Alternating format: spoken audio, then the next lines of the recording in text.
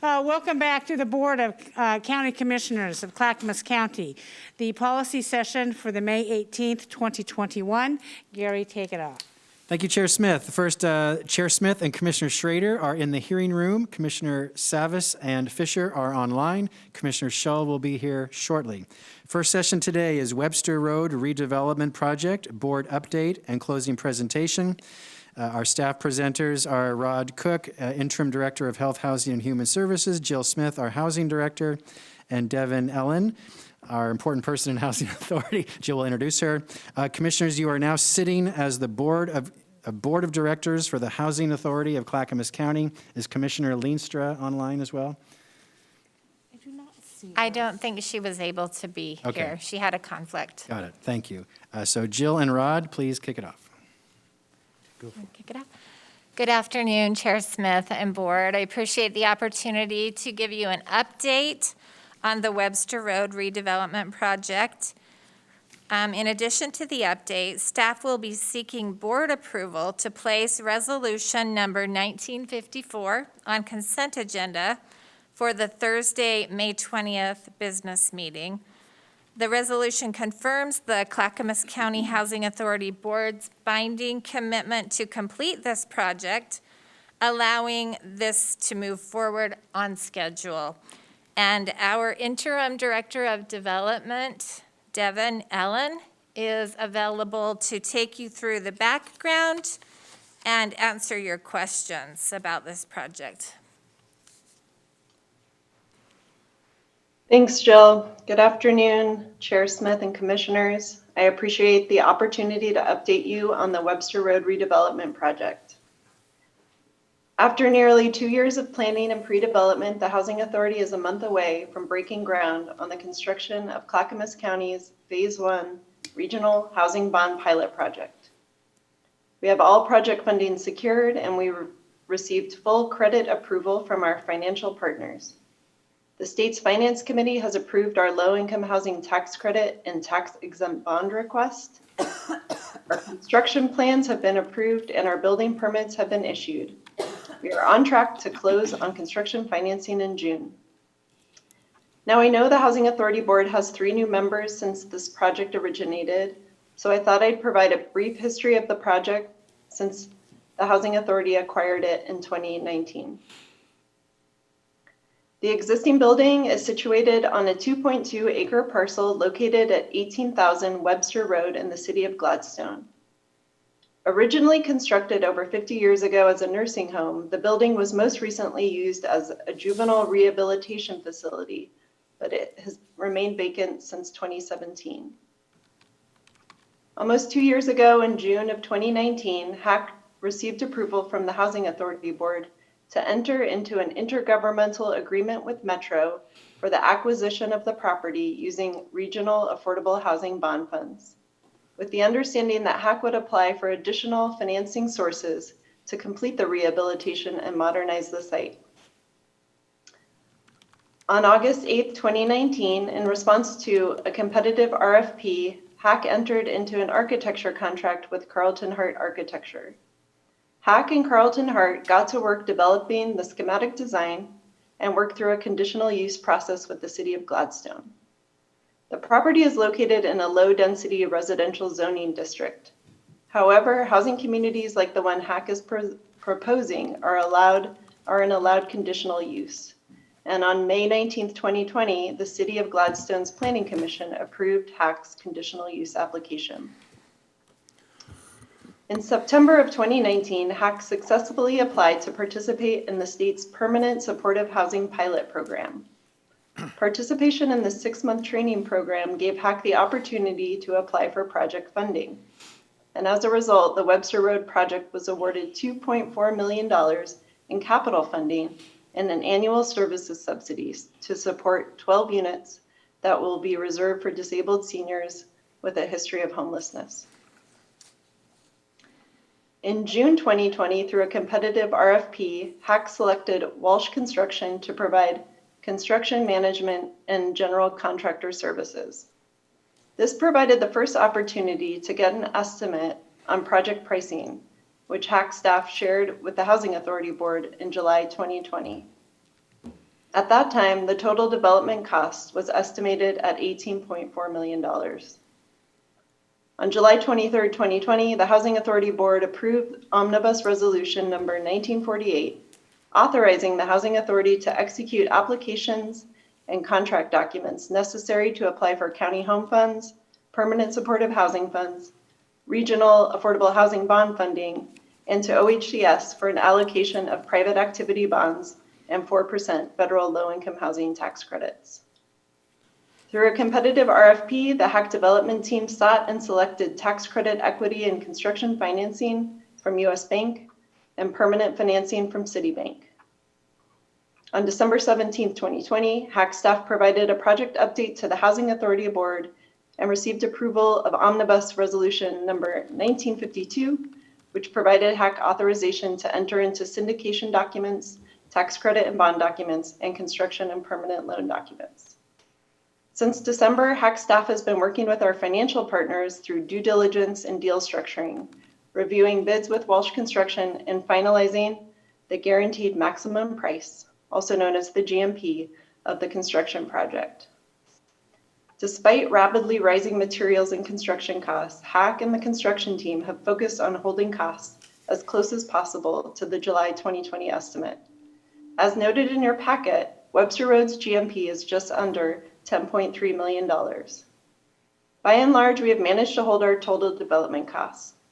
Due to the extent of asbestos-containing materials and antiquated systems, this rehab involves bringing the building down to the studs. Aside from the framing material, we will be replacing almost everything else. We've done destructive testing and in-depth site exploration. This is a single-story building, and we will be opening up nearly every wall cavity. Unlike many rehabs, we don't expect any surprises during construction. For these reasons, we anticipate the 10% construction contingency required by our lenders to remain largely untouched through construction. HAC then expects to use these funds to buy down our permanent loan, thereby reducing our total development costs by over $1 million. The project team has arrived at a point with our financing partners from Oregon Housing and Community Services, Metro, U.S. Bank, and Citibank, where we have received authorizations to move forward with construction closing. We have building permits in hand, and we are prepared to break ground mid-June. Resolution number 1954 provides the mechanisms by which documents necessary for the financial closing of Webster Road can be authorized and admitted to the tax credit partnership. The resolution delegates authority to the Housing Authority Board Chair and the County Administrator to act on behalf of the Housing Authority in its own capacity as the special limited partner and as the sole member of the general partner to finalize the terms of, execute, acknowledge, and deliver the actions and documents needed to bring the Webster Road redevelopment into operations. And with that, I'll open it up to any questions you have. I see a light on, Christina. Commissioner Savas has his hand raised. Mr. Savas, you're up. Yeah, I asked this question before, and I didn't get really a straight answer on this, but Devin, if you could help me out understand this. So before it reached the $18 million cost, it was actually right around $11 million, I believe. So can you explain to me what that delta, that $7 million delta, is comprised of, roughly? I can try. I'm not sure where the $11 million originated from, but I imagine it has something to do with once we got into the building and realized the extent of the asbestos containing materials and hazardous materials, what was needed to bring the building to code, just expanded the scope beyond what was anticipated prior to acquiring the building. Okay, yeah, well, thank you for that. I would love to get that information. I think you kind of gave me an idea of what that may be, but I would certainly like to get an understanding, knowing that the building was built at a certain time era when certain materials were used. I wouldn't think that these materials were necessarily, a surprise to be used in that era, right? So, you know, it should have been anticipated in my best guess or judgment. Aside from that, for knowing that this property has gained a lot of interest over the time, and a lot of people ask, you know, why it's been, hasn't come to fruition as of yet. You know, we first started looking at this property, you know, literally 3 years ago, June of 2018, when we first came knowledgeable of this property, and it's taken a lot of twists and turns, and we were anticipated actually, I thought, when we actually were working towards acquiring the property, that we would have this actually, you know, people inside of it utilized, and providing the housing and shelter that people would expect in just a matter of months. And it was not anticipated to be a rehabilitation project, let alone the magnitude of this level down to the studs of a rehabilitation project. So I just want to get that out there so people that are listening understand that the degree of this project has grown substantially. And probably should someone explain the delays. So with this GMP in mind, are we still pretty solid on a completion date of a year from now? We are. Okay. And so I don't know who can answer this question, but this came to us originally, or not originally, but recently. This proposal was wrapped up into an omnibus resolution. So I'd like to know, it doesn't appear to be that today. So my question is, I can see there's signing authority from the administrator and from the chair of the commission going forward. My question is, will there be, you know, some of the more significant expenditures or anything that's not consistent? Will that be reported back to the county commissioners before those signatures, or can someone give me a idea of what that process will look like? Are you referring to any potential change orders, something like that? Well, that would certainly be that, or, you know, a change in price. You know, a change in price wouldn't necessarily be part of a change order, but usually they are. But it could be a change of price without a change order, right? Yeah, well, under this guaranteed maximum price model, that's kind of why we set this up, is that the contractor's really committing to this pricing. So I don't anticipate that. If the project slips for any reason and we end up closing later, then we would be subject to escalation based on materials pricing. But Walsh has assured me that if we're able to stick with our timeline, that we don't expect cost escalations. Yeah, Gary Right. Schmidt, just a minute, Paul, can Gary make a comment? I can answer I'll this let you question. continue. I'm the one who recommended that change, that either the chair of the board or the county administrator sign future documents. It is my intent that we would always bring it before the housing board if time allowed, but if not, similar to the COVID emergency declaration, that the Chair Smith or myself could sign it on behalf of the board, and then we'd tell you immediately that we've done so. This simply allows some latitude if there's something that's really timely that can't wait for a regular board meeting, that Chair Smith or I could sign it on the board's behalf. But otherwise, yes, it's our intent. It would always come before the board. Any significant change, any change at all for that matter, unless due to timeliness, we just couldn't get it done at a regular board meeting. Go Right, ahead, Paul. Yeah, and again, I thank you, Gary, for that. And I was just on the pricing, for example, or change of price. You know, GMP or guaranteed maximum price should be just what it sounds. But when it was introduced here just moments ago, it was be a guaranteed maximum price as best as possible. So, I mean, absent change orders, I just want to make sure that you know, we are, you know, those come to our attention.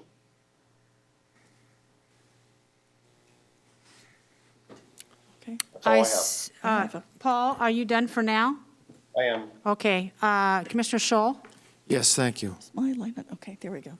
To help me better understand the true cost of this project, I sent a request for information just after our morning meeting, and the question was, is there a sheet of information that shows the cost of this project from beginning of construction to the end of the 60-year period? What is the cost to the taxpayers of Clackamas County. I'd like to see that, because that would help me understand. This morning in our 1000 meeting, the information that was presented by the attorney is confusing. So if I could see a piece of paper that lists the cost to the, not including anything that comes from outside the county, but the cost to the taxpayers of Clackamas County for this project, I'd really appreciate that, especially if I can get that before Thursday. Thanks. I did receive your voicemail, did? and Okay. I responded with a text, but you probably have been in meetings. Devin is receptive to this request, and she thinks she has a pro forma that would meet that request, but she wanted to talk it through with you, so I appreciate I sent that. you her phone number. Okay, thanks. Great. Commissioner, are you finished, Commissioner Scholl? Yes, thank you. Commissioner Schrader, you're up. So just a couple of questions here. Will property taxes be paid on this property? No, because this is a housing authority-owned property, and so we don't pay Okay. property taxes. So actually, the legal owner will be the housing authority. Correct, and we will retain ownership of the land and have the right of first refusal after the 15-year partnership dissolves. Okay. I see. Well, can I do a follow-up with the Yes, 15, absolutely. with the 15-year piece? Because what I've been hearing, actually I heard Senator Wyden mention this, that after the 15 years, you're having folks coming in to buy it to take the property off of having it be affordable housing. Is that a danger that could happen here after 15 years? No, not on this property. That's why we're retaining ownership, so that the Okay. Housing Authority Board in 15 years has control of it. Okay. There are a lot of private owners that own subsidized housing, that when the 15 years expires, they can do whatever they want with it. I think we have some of that, don't we? We don't have anything with subsidy attached to it, but we do own things that don't have any kind of subsidy. Yeah, and that was why, that is a crisis across the country, evidently, because of their tax loopholes. But if you own it, it will stay that way. You own it. The housing authority owns it, Jill, then it'll stay in As long perpetuity. as the Housing Authority Board chooses to retain it, yes. Okay, But I suppose we could sell it. We don't have. Okay. Yes. we could. So we'd have the ability, but Yep. see what happens. Okay, thank you. I read the email that Stephen Madcore sent to our board. He had 3 attachments to that.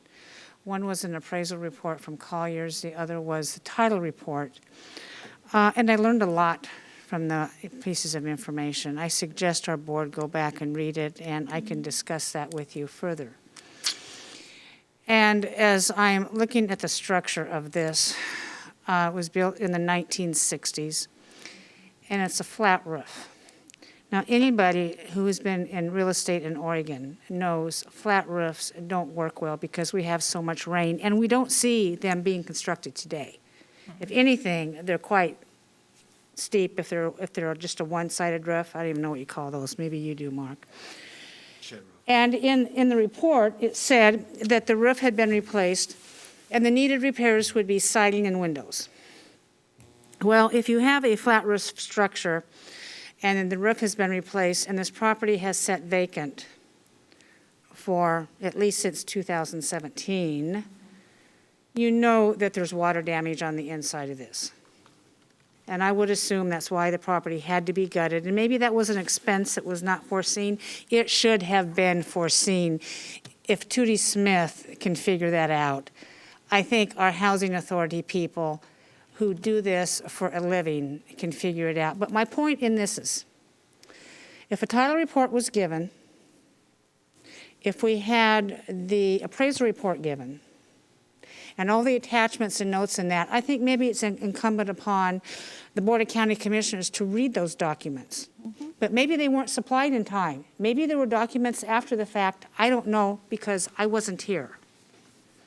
But if anything we can get out of this is how we proceed in the future on projects. I think Paul has made a very poignant point in buying old properties and fixing them up.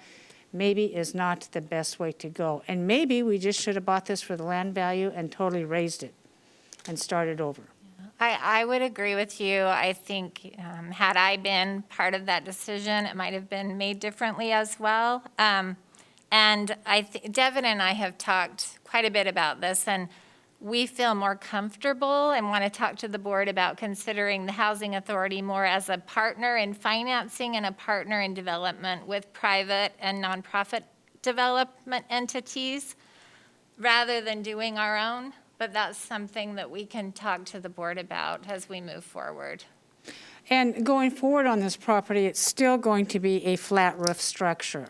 And what my real estate education used to tell me, you had to redo those roofs every 3 years.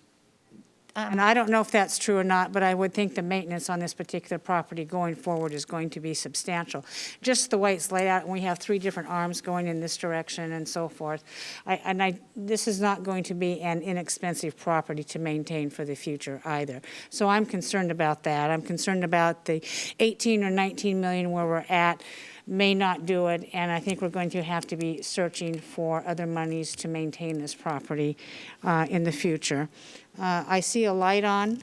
Commissioner Savas has his hand Commissioner raised. Savas, you're up.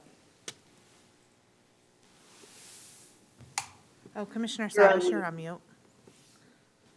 Yeah, so there, a few points have been raised here. Maybe I just get the last one first, and that is, Jill, my understanding is that if the roof goes bad in 3 years, that's really doesn't fall on us to repair. Is that correct, or am I wrong? I'd like The roof- Devin, yeah. What? The Devin, roof will please be reply. under warranty. Well, I'm just talking about big maintenance 5 or 10 years out. Isn't that the developer's responsibility going out, whoever? There's 2 entities here, right? The Housing Authority and who else? The partnership. The It would partnership. be the partnership's responsibility. Yeah, so the partnership picks up the cost of the roof if it goes bad in 3 years or 5 years or 10 years or 30 years for that matter, right? Correct. Okay, so it's not the taxpayers, okay? So going back to Commissioner Schrader's question about the property taxes, my understanding is that the Housing Authority owns the dirt and the partnership owns the building. So is the building taxable? And will property taxes be paid on the building? If not, why not? I do not know the answer to that, and I'll have to get back to you on that question. But to all of our Housing Authority properties do not pay property taxes. Okay, I do know that the Rosewood, I guess it was Rosewood Terrace and now it's Rosewood Station that we went and visited on Friday. We went through quite the process to go through the property tax exemption, and that was another one that I struggled with because it was supposed to be part of our transitioning people out of our Oregon City properties into a better place, and that was part of the plan and part of the reason to waive the taxes. So we went through an exercise with that, and that is not owned by the Housing Authority apparently, right? It's owned by PEDCOR. We have no ownership stake in that development at all. Okay. All right. I think that's frustrating enough for one day. So can I just Yes, go ahead. just elaborate?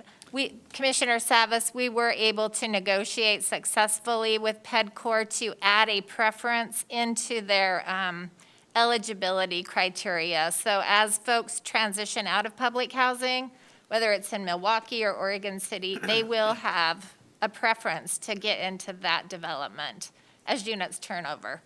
And that is something that I commit to for every development that we do moving forward. Well, yeah, Jill, I know you weren't around at that time, but we had deliberately put in place a understanding, and I won't say policy because I don't think it was in writing, but the understanding was that we would aggressively move some of the folks out of the Oregon City site to make better use of the land there in Oregon City, to get more folks or more structures on there through partly an exchange or a sale of a portion of the property. So we had a deliberate plan, which apparently was not followed through on. Yeah, I know, I understand that. You told me that before, and that's why I followed through with an MOU that's signed with the property guaranteeing priority access for those folks. So once we get to the point where HUD has approved that process, all of these new bond-funded developments should have priority access for these residents. In writing. Okay. So what is when's the construction due to be finished on this? Next year, a year from now, correct, Devin? Yep, end of June 2022. Okay. Okay. I see a light on, Christina. Commissioner Fisher has her hand Commissioner raised. Fisher, you're up. Thank you. So Paul's questions made me think of a question, and now I'm feeling like, oh my gosh, I've been on the commission so long, I'm losing track. When I first arrived on the commission, and I can remember PEDCOR very specifically because that was my moment of, oh my gosh, how can this cost so much money? So I did a lot of work at that time to really understand what goes into affordable housing, how low-income tax credits work, how the public-private partnership works.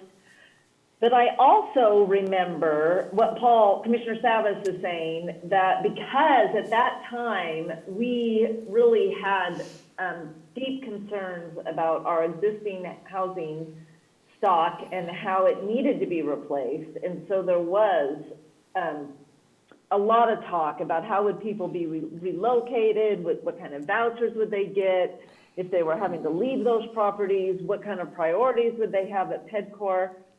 But as I recall, those conversations, and this is where, Devin, you can't help me because you probably weren't here, and Jill's probably going to have to channel Chuck Robbins to give you the answer. But how I recall it is before the Metro Housing Bond passed, and then once that passed, that quickly and urgently redirected the work of our housing authority to work on the public-private partnerships of utilizing those dollars for the goals of the Metro Housing Bond. Am I remembering that correctly?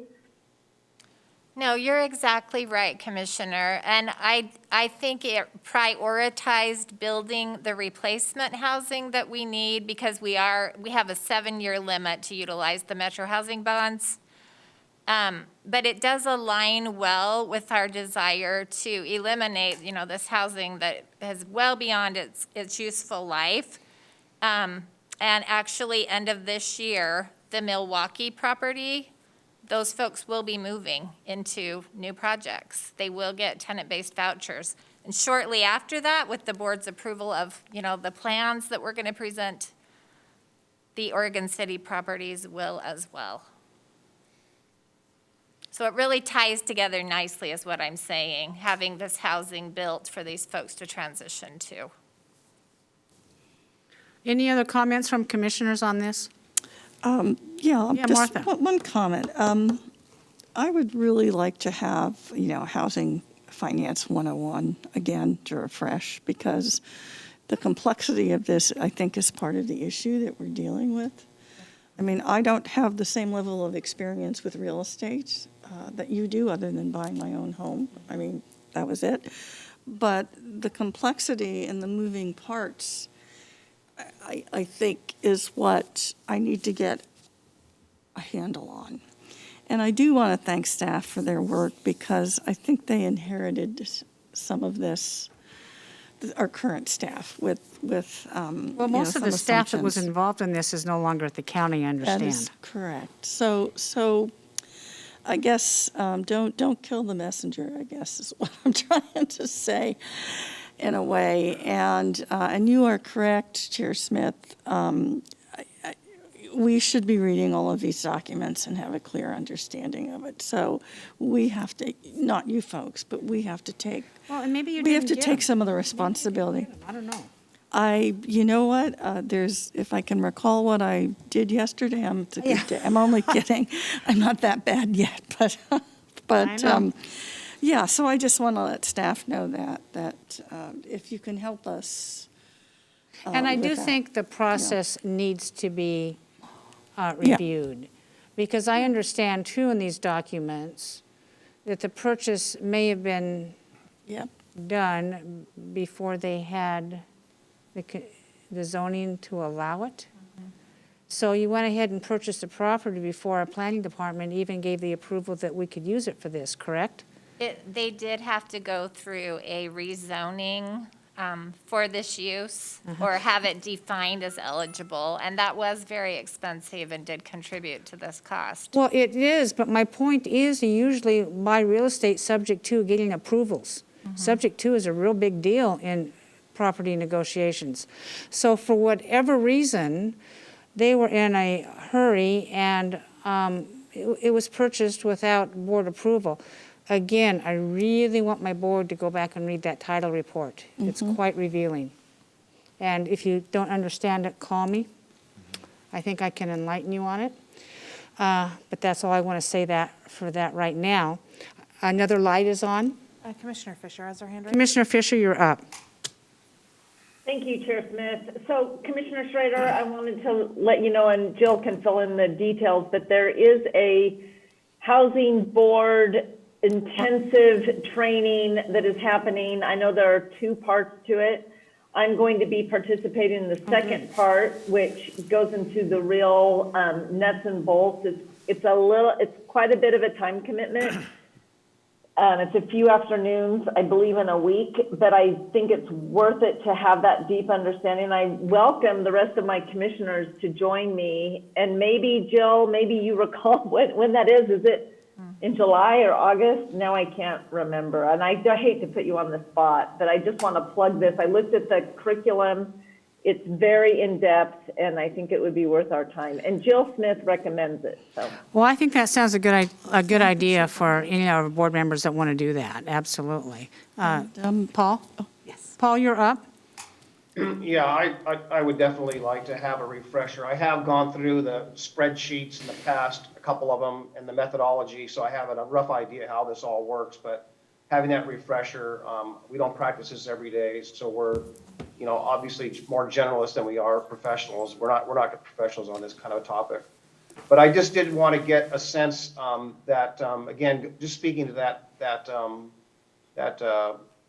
piece that was on Coin 6 last night, to urge you to take a look at that. And I think one of the points that was made is that by some professionals who do this say that there's no way that we're going to be able to, we being government or we being in the metro governments in the area, are going to be able to build the housing adequately, in a substantial or timely way, even the number of units to actually keep up with this problem. So we've got to realize that we need to encourage the market to build a lot of the housing in this area. So I really think that we can talk about this particular project, but it's a big, broader discussion about our housing situation and why prices are spiking and where we're headed. This is not just about this project or these types of projects per se. This is the slowest way to go, and this project is clearly proof of that. We're in year 3. It'll be done in year 4, and we spent a year just acquiring it, figuring out, doing all the appraisals and doing everything else. And there were, Chair, I'm not sure who all read that, but I did read some of those. And again, the way this came about, the way those decisions were made, we were not actively a part of a lot of it. And that's part of my heartburn about this. Thank you, Commissioner. Commissioner Schrader, you're up. Yeah, I just want to say that we have different staff now that are kind of working on this, so that will be helpful. We're being far more clear in what our expectations are, which I think is going to help quite a bit. I already did talk to Jill about attending that, 101 Good. In-depth class, because I feel like I need to do my due diligence so this doesn't, feel as if I'm not, I want to make sure I'm doing my job well. And finally, the other thing I might add is, please remember too that this project, we had COVID, we had wildfires, we had emergencies, and I would just remind us that probably some of the slowdown, I would suspect, also had to do with these other things that were really grabbing our energy, attention, and from the whole, from DTD to housing to social services to everything else. So I think we're clear we don't want this to happen in quite the same way, but let's give ourselves a little grace to know that sometimes external circumstances, it just isn't going to be as fast. I would as like thought. to see a process developed. I agree. And, you go through this step, and the board is notified at this, and the board reads these documents. Preliminary title reports are very revealing. The appraisals that we pay a lot of money for are very revealing, and physical inspections. Just drive by, take a look at it. A direct process that we don't deviate from. And I'm not sure how we get there. I'm not sure who develops it, but I think Gary might have some ideas moving forward. So I think we've discussed this a lot. Great. Gary, what's up for this particular situation? So staff is asking for this to be on this Thursday's business meeting agenda for approval. Their staff is requesting a consent agenda, but I do want to ask, do you want to have a discussion item instead? But either way, it's for this Thursday's business meeting for a final decision. Board, what do you want to do? I would prefer it be a discussion item. Maybe we can help each other hold our feet to the fire to make sure we follow through with everything we just talked about for the last 30 minutes. At this Thursday's business meeting, Paul? Yes. Okay. I agree with Paul. Okay, we have two people that want it. I concur with that. The documents going forward requires whose signature, Gary? So should the board approve it, then you would sign it, Chair, or myself, and then going forward, you or me, if it's urgent, otherwise we come before the board for the major document signage. Gary, I'm going to let you sign it. I do not want my name on this document. However, for the future, I would like my names on the document, but I can't affix myself to a turkey project like this. It goes to my reputation. So Gary has agreed to sign it for me. I understand, and we're committed to figuring out a process you'll be comfortable with. Thank you very much. So Gary, So we'll put it on as a discussion item for this Thursday's business meeting, May 20th. So we'll add it to the agenda for your final thank you very approval. much. Thank you, Jill, Devin, and Rod very much as well. Thank you. All right, Chair, we are 20 minutes ahead of schedule. So Weehaw. would you like to take a break? Because I know all of our presenters are not here yet. Sure, yeah, let's take a break until, what time, Gary? 2:30 p.m. Let's break till 2:30. Thank you very much. I have to, because I have to.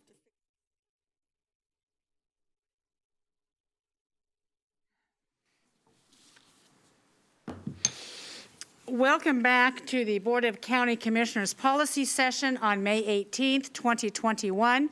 Gary, what's up? Thank you, Chair Smith. You are now sitting back again as the Board of County Commissioners for Clackamas County. Commissioners Savas and Fisher are online. Commissioners Shull, Schrader, and Chair Smith are in the room. This is Labor Day Fire 2020 impacts from Clackamas County Forestry and the Association of O&C Counties. Our staff from Business and Community Services, Sarah Ekman, Interim Director, will kick this off and introduce our guests. Go ahead, please, Sarah. Thank you. Good afternoon, Chair Smith, Commissioners, and Administrator Schmidt. Thanks for having us today. As Gary mentioned, we have two presenters. We have Andrew Dobmeyer, our County Forester, who will be giving us an overview of the Labor Day fire impacts. This is an update to a presentation that was provided last September. And then we have Chris Cadwell, who's the Association of O&C Counties Forester and Analyst, who will be providing us additional information from the AOCC perspective and provide a bit of analysis as well. So Andrew is going to start the presentation, and then we'll have Chris come in after he has completed his portion. Okay. Good afternoon, Commissioners. It's good to see you. I've given this part of this talk already earlier this year, or actually last year after the fires, but we have a couple new ones, so we're going to get an update. I have some slides there, PowerPoint. And can you guys hear me okay?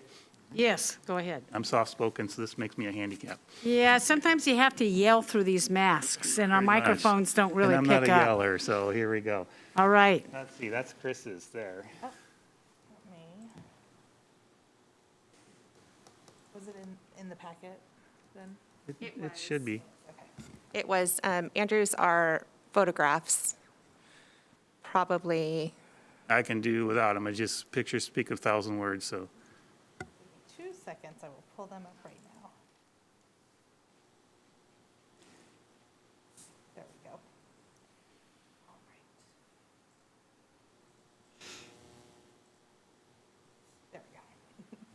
There we go.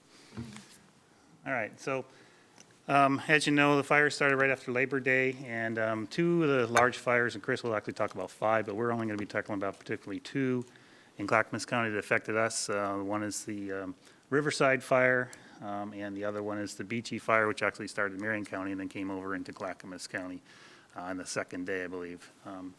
Anyways, who does the slide moving? Do I do that or you do it? Christina will do it. She does. Okay, go ahead. There you go. I'll just. So we're going to talk about our parcels that are affected by the fire, and we had basically 5 parcels on our lands that were affected. We'll start from the north. In the Clackamas Quarry, it's a smaller parcel that we owned. It's an old rock quarry that has been converted into timberland. It's 18 acres, and it's just outside of Clackamas above the North Fork Reservoir. That stand was mostly harvested about 12 years ago.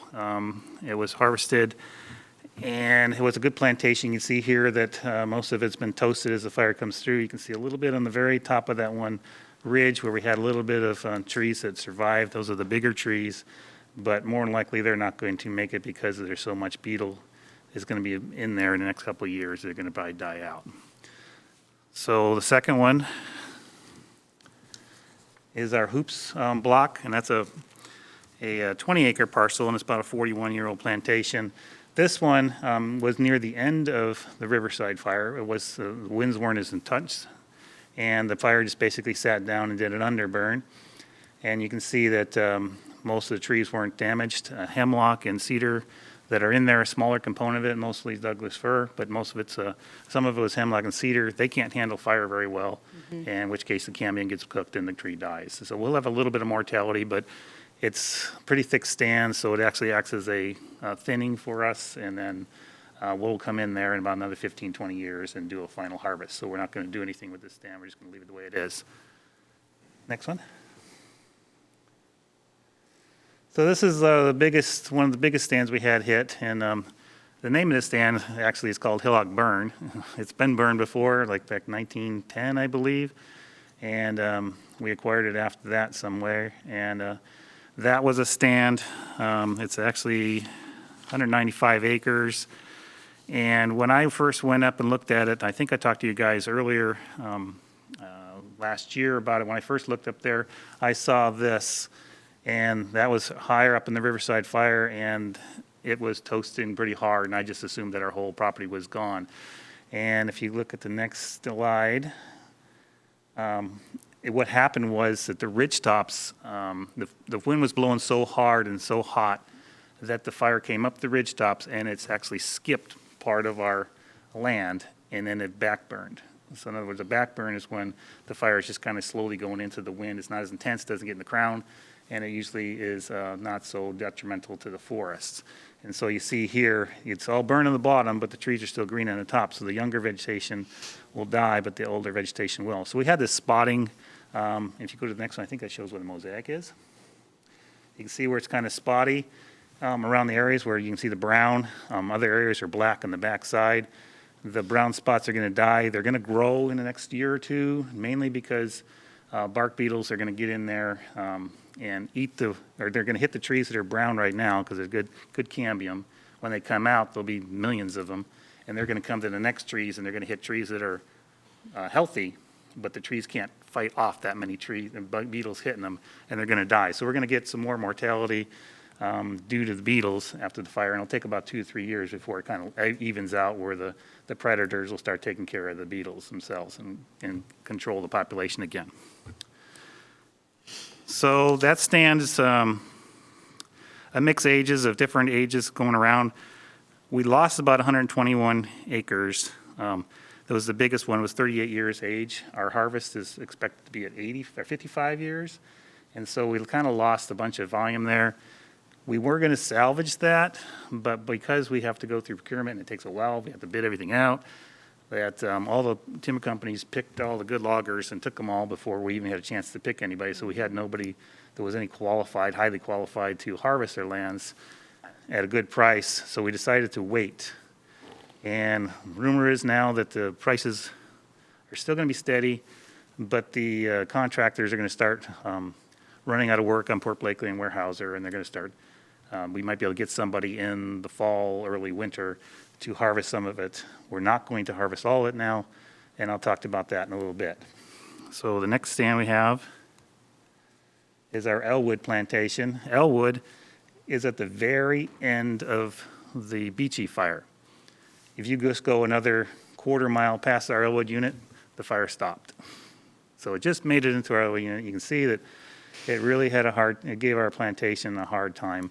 It is basically about a 10-year-old plantation. There's a couple areas where a little bit older, a little bit younger. And it took me, after the previous forester was in there, I had problems with Scotch broom and blackberry and things like that. It took me 5 more years after I got here to get it reforested and looking good, and then this happens and kind of wipes it out, and you got to start all over again. So that stand pretty much is a total loss.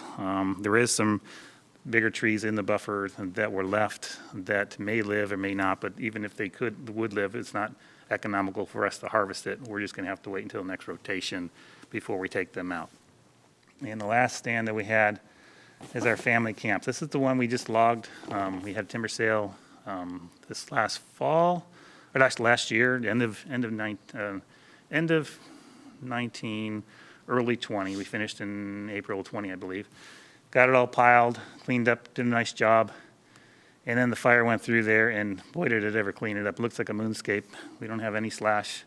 It's good planting. That's the silver lining of the whole fire, is that we got a good cleanup, and we can plant it back and have a good success there. There are a couple wildlife trees that they're really big trees. They look small there, but they're about 4 feet in diameter in the butt. They're too big to go to the mill. They're too biggy limbs and that, so we love them for seed trees. They got dried out. Even though the fire was down low, the hot wind and air just dried them out. I don't think I have another picture across the road. Yeah, so next, what happened with that one was, because there are all the piles there, the wind was starting to die down, the piles all burned and threw so much embers across the road, which is still timbered, that we lost another 18 acres of that stand that we will salvage this fall.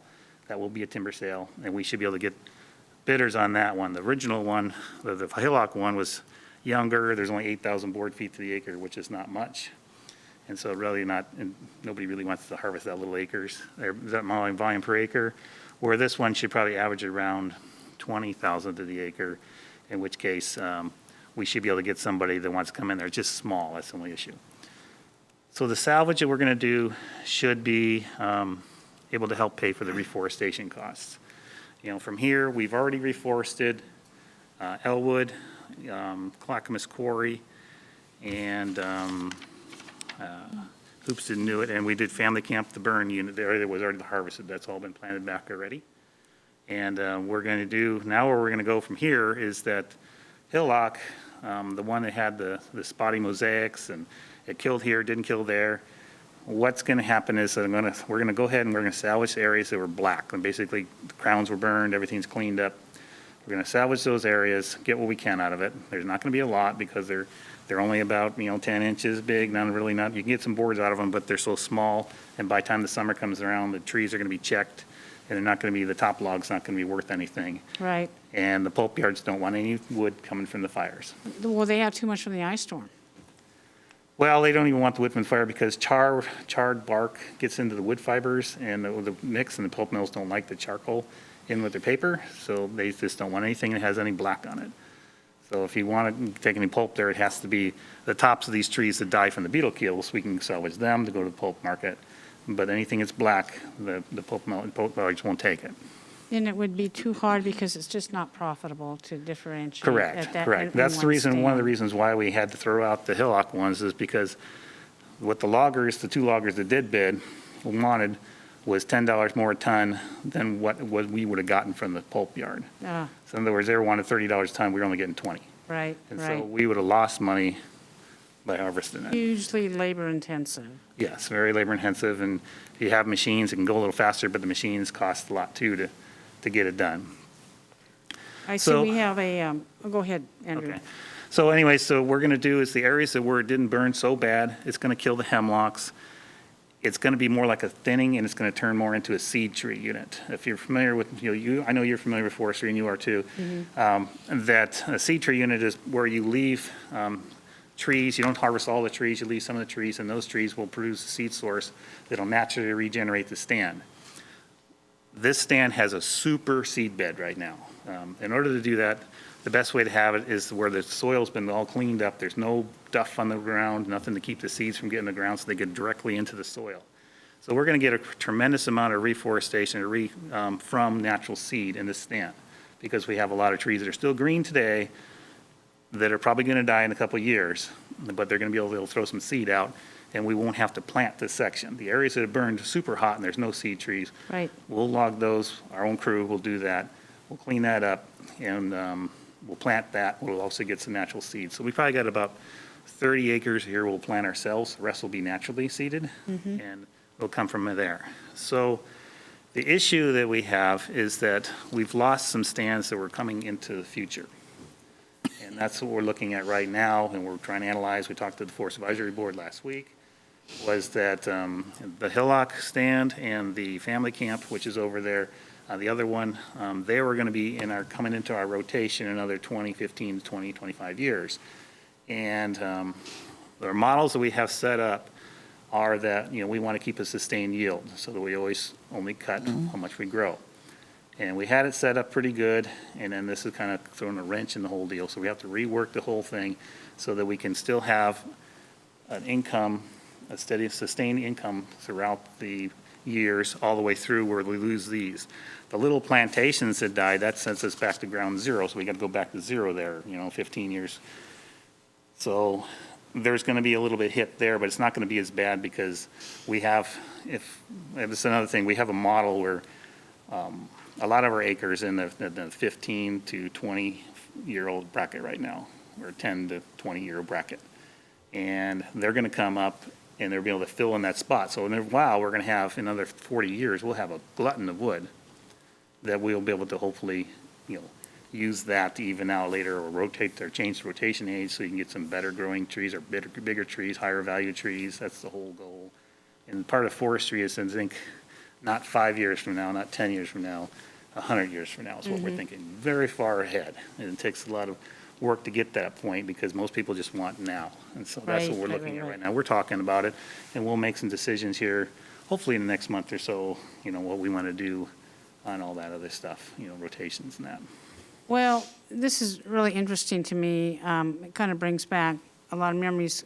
Commissioner Schrader and I toured about a week after the fires some of these areas, and we were up by the family camp property. And I have relatives that live on the Elwood property. And in fact, my doctor lives on the Hillock Burn property. Their shop burned, but their house was saved. So it's very odd, the characteristics of fire, as we know how they jump across. And etched in my mind are this black charred trees. And it's we were going, there are still piles of smoke coming out of the ground. And the wind was so hard and so fast that the trees are charred, but they're all bent at a 45-degree angle. Huge, huge trees. And they're like petrified forever in that position unless they're going to be logged. And so you see whole swaths of forest, and they're all bent over like this. Yeah, I have friends that lost so much timber. And as a private sector, they moved pretty fast to hire those loggers that you can't get a hold of now.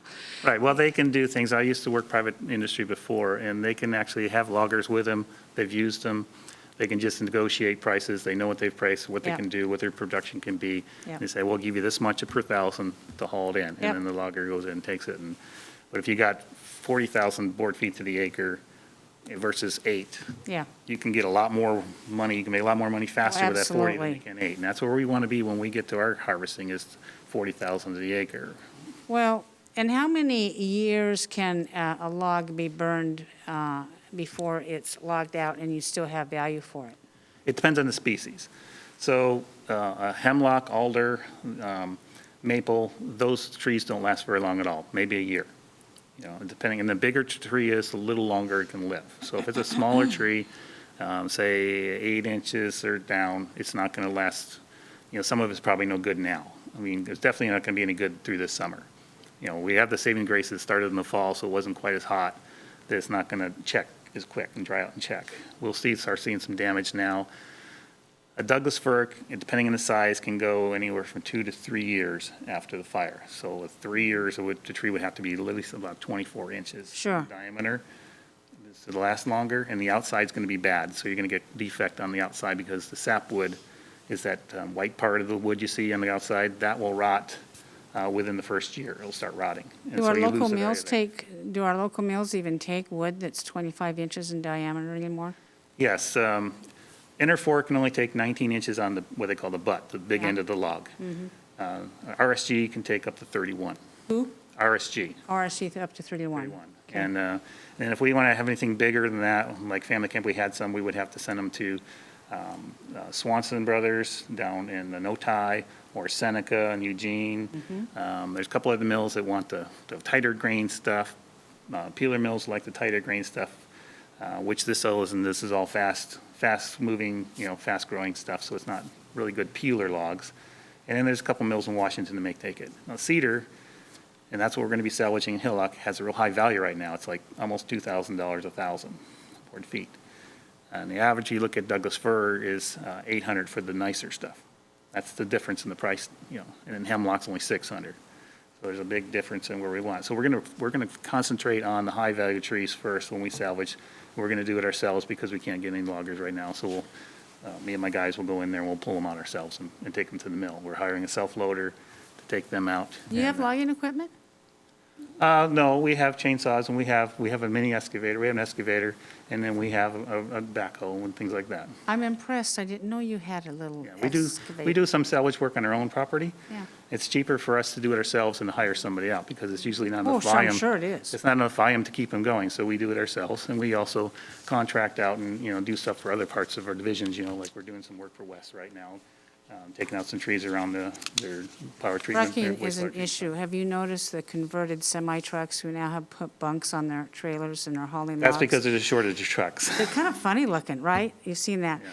Andrew, what I'll say is unique to this particular burn is that we have a seed source. And what Yes. we're going to learn in our next presentation, in Southern Oregon, some of that seed source is gone. And, which is very, very sad. But I see here, we have, you calculated a loss of $385,000. Correct. $382,000. But we haven't realized any of our salvage logging operations yet on that. And then we really don't know what the damage to the future harvest was. I suppose that will be calculated later on. But I look forward to, I would like you to follow up in about a year from now and let us know how the efforts are going on this. Okay. Because I just think it's important to keep the forestry issue at the forefront of what we're doing here at the county, since we have so many acres of forest lands in our county with different ownerships. I just think it's really important. Yeah, and if you guys ever want to go out and ride with me for a little bit and see where we're going and what we're doing, feel free to just shoot me an email That'd be or fun. text or something like that, and I'd take you guys out. Good idea. I think we need a Yeah. field trip. That'd be great. Do the commissioners have any comments or questions so far? Okay, Gary, what's up next? We do have Chris here from the AOCC perspective, so he's now going to walk through their pieces of it. Thank you very much for having us here today. My name is Chris Cadwell. I worked for 33 years for the Bureau of Land Management, exclusively on the ONC up and down I-5.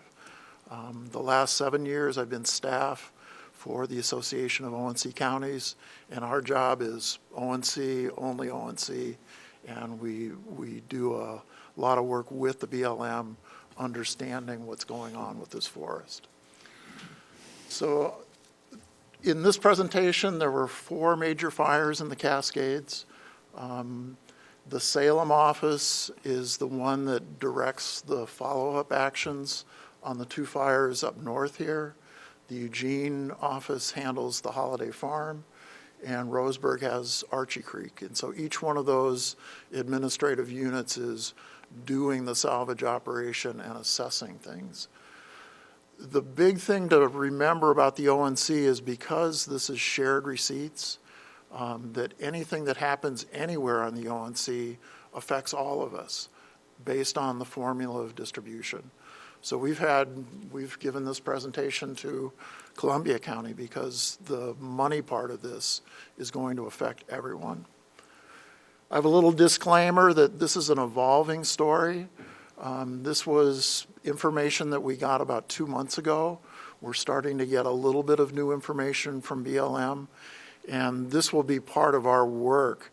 This establishes a baseline of what was affected, and we'll be monitoring the BLM's response over the next 2 years.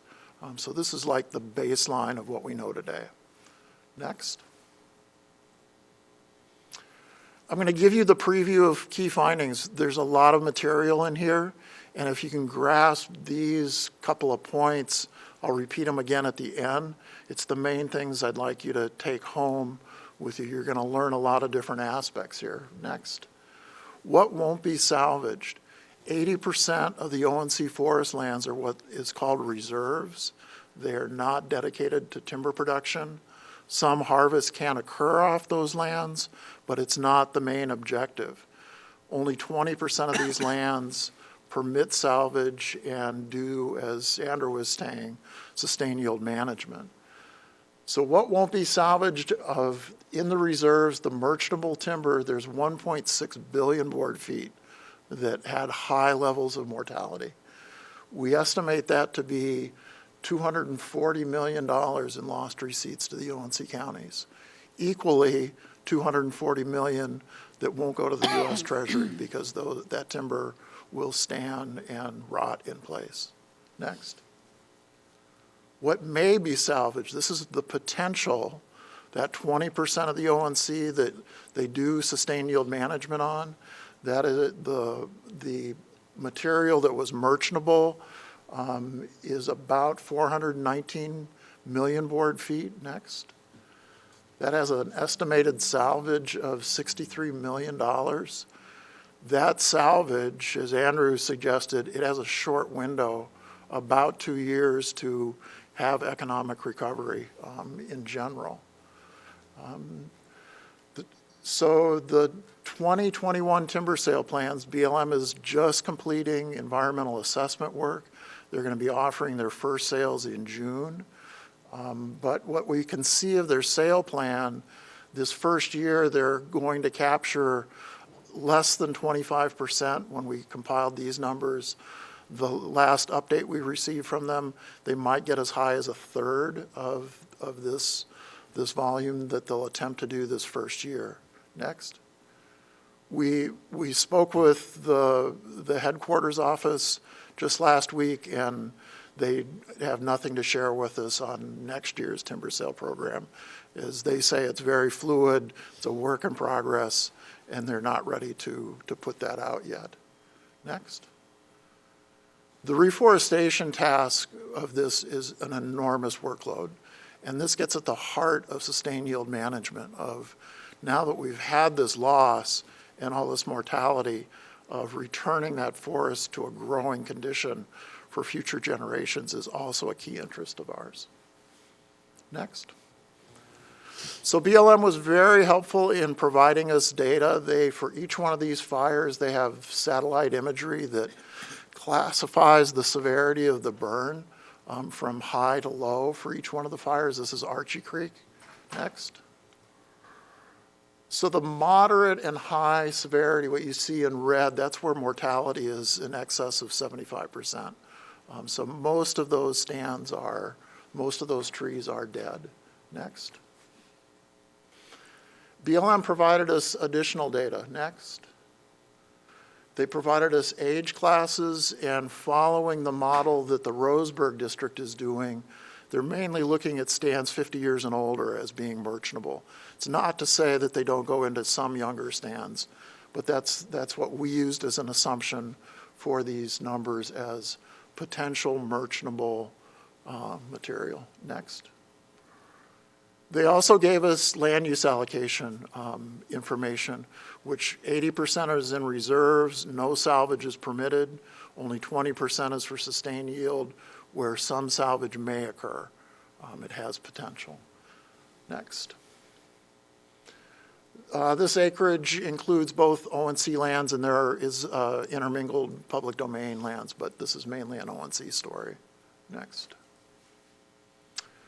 So I'm going to first start by the acreage, and the BLM has been forthcoming with this. This is what they announced publicly, is they're happy to talk about acres. But we dug deeper. And so this is in thousands of acres. The potential salvage in the areas dedicated to sustained yield called the harvest land base, that 20% of the land, these are the acreage in thousands of each one of the major fires. Focus on all my slides, focus on the total. Everybody wants to know, what about my fire? So I put all the numbers out there, but to keep this simple, let's just look at the right-hand side. So there's like 15,000 acres in the harvest land base of merchantable material. Next. In the reserves, there's 41,000 acres that is merchantable material that's dead, that will not be salvaged. Next. And then within these, some of these areas burn in a mosaic, some of them didn't burn at all. So when they describe the perimeter of the fire, there's this third category, lightly burned or it wasn't merchantable. So I quantified all three of these. And next. So in total, it was about 108,000 acres of O&C lands that were burned in 2020. Next. These pie charts look at just the orange. That's the portion that is under sustained yield management in the harvest land base where salvage is permitted. So of the grand area of the fire, about 15% of the area has the potential to be salvaged. Next. Now we look at the same information from a volume standpoint. And this is in millions of board feet.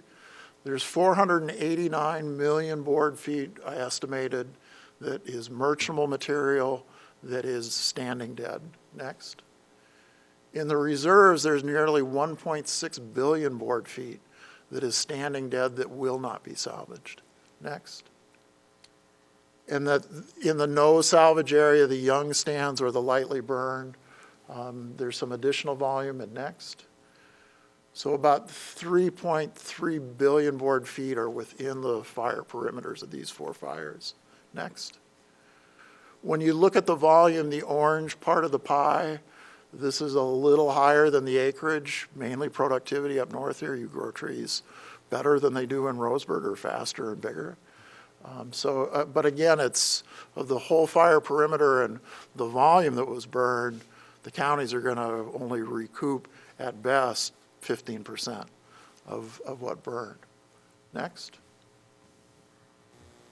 So I'm going to come back to the 20% dedicated to sustained yield management, the harvest land base. That 489 million board feet that's out there, BLM has additional requirements to salvage that. Next. They have tree retention requirements. So even if the entire area is standing dead, they will leave standing dead trees. They will leave riparian reserves. And so they have retention requirements that takes that 489 and brings it down to about 420, 419. BLM has an allowable sale quantity. Each year from this land base, they can, in these three districts, they can harvest 150 million board feet. So if there's 420 million board feet out there, and even if they focus solely on burnt sales, that annual sale quantity is not enough to keep up with the amount that's out there. Next.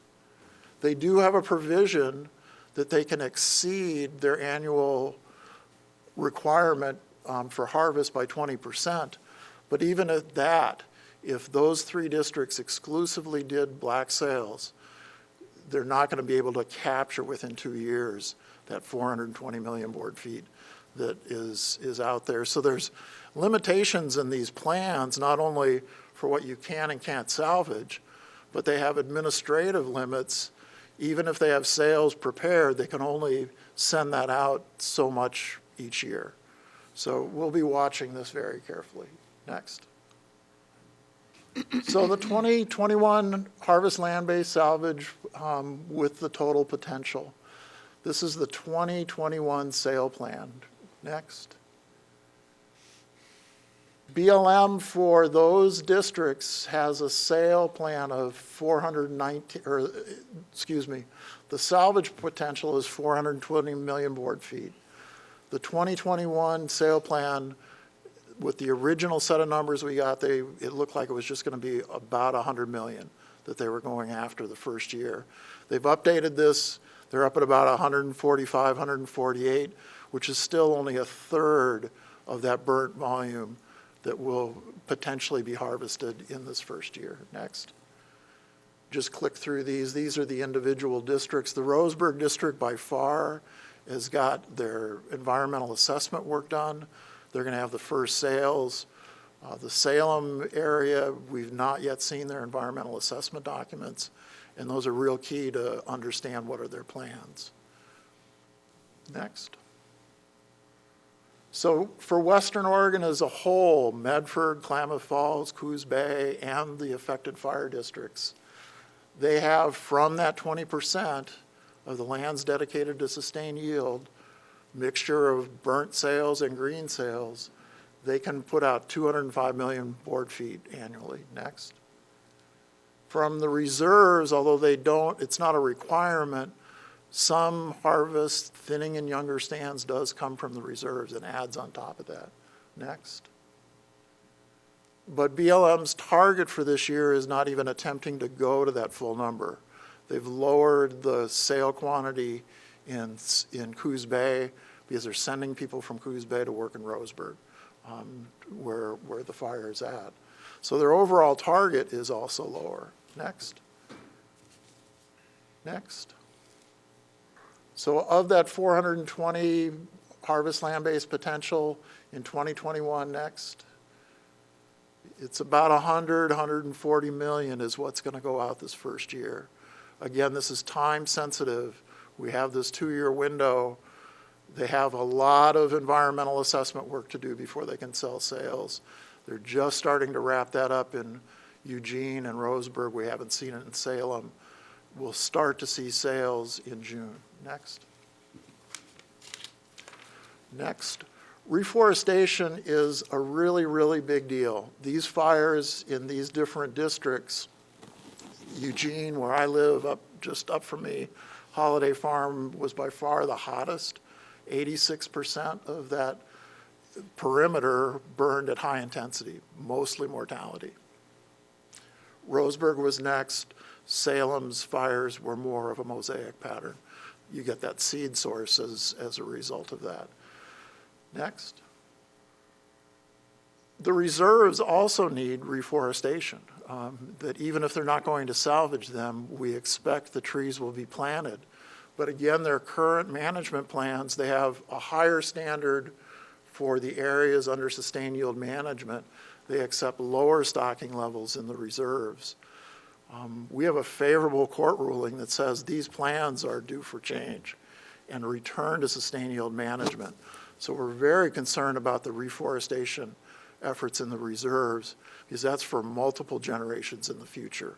We want to see those well stocked and reforested. Next. So in total, that's the size. There's 70-some thousand acres they have to reforest. Next.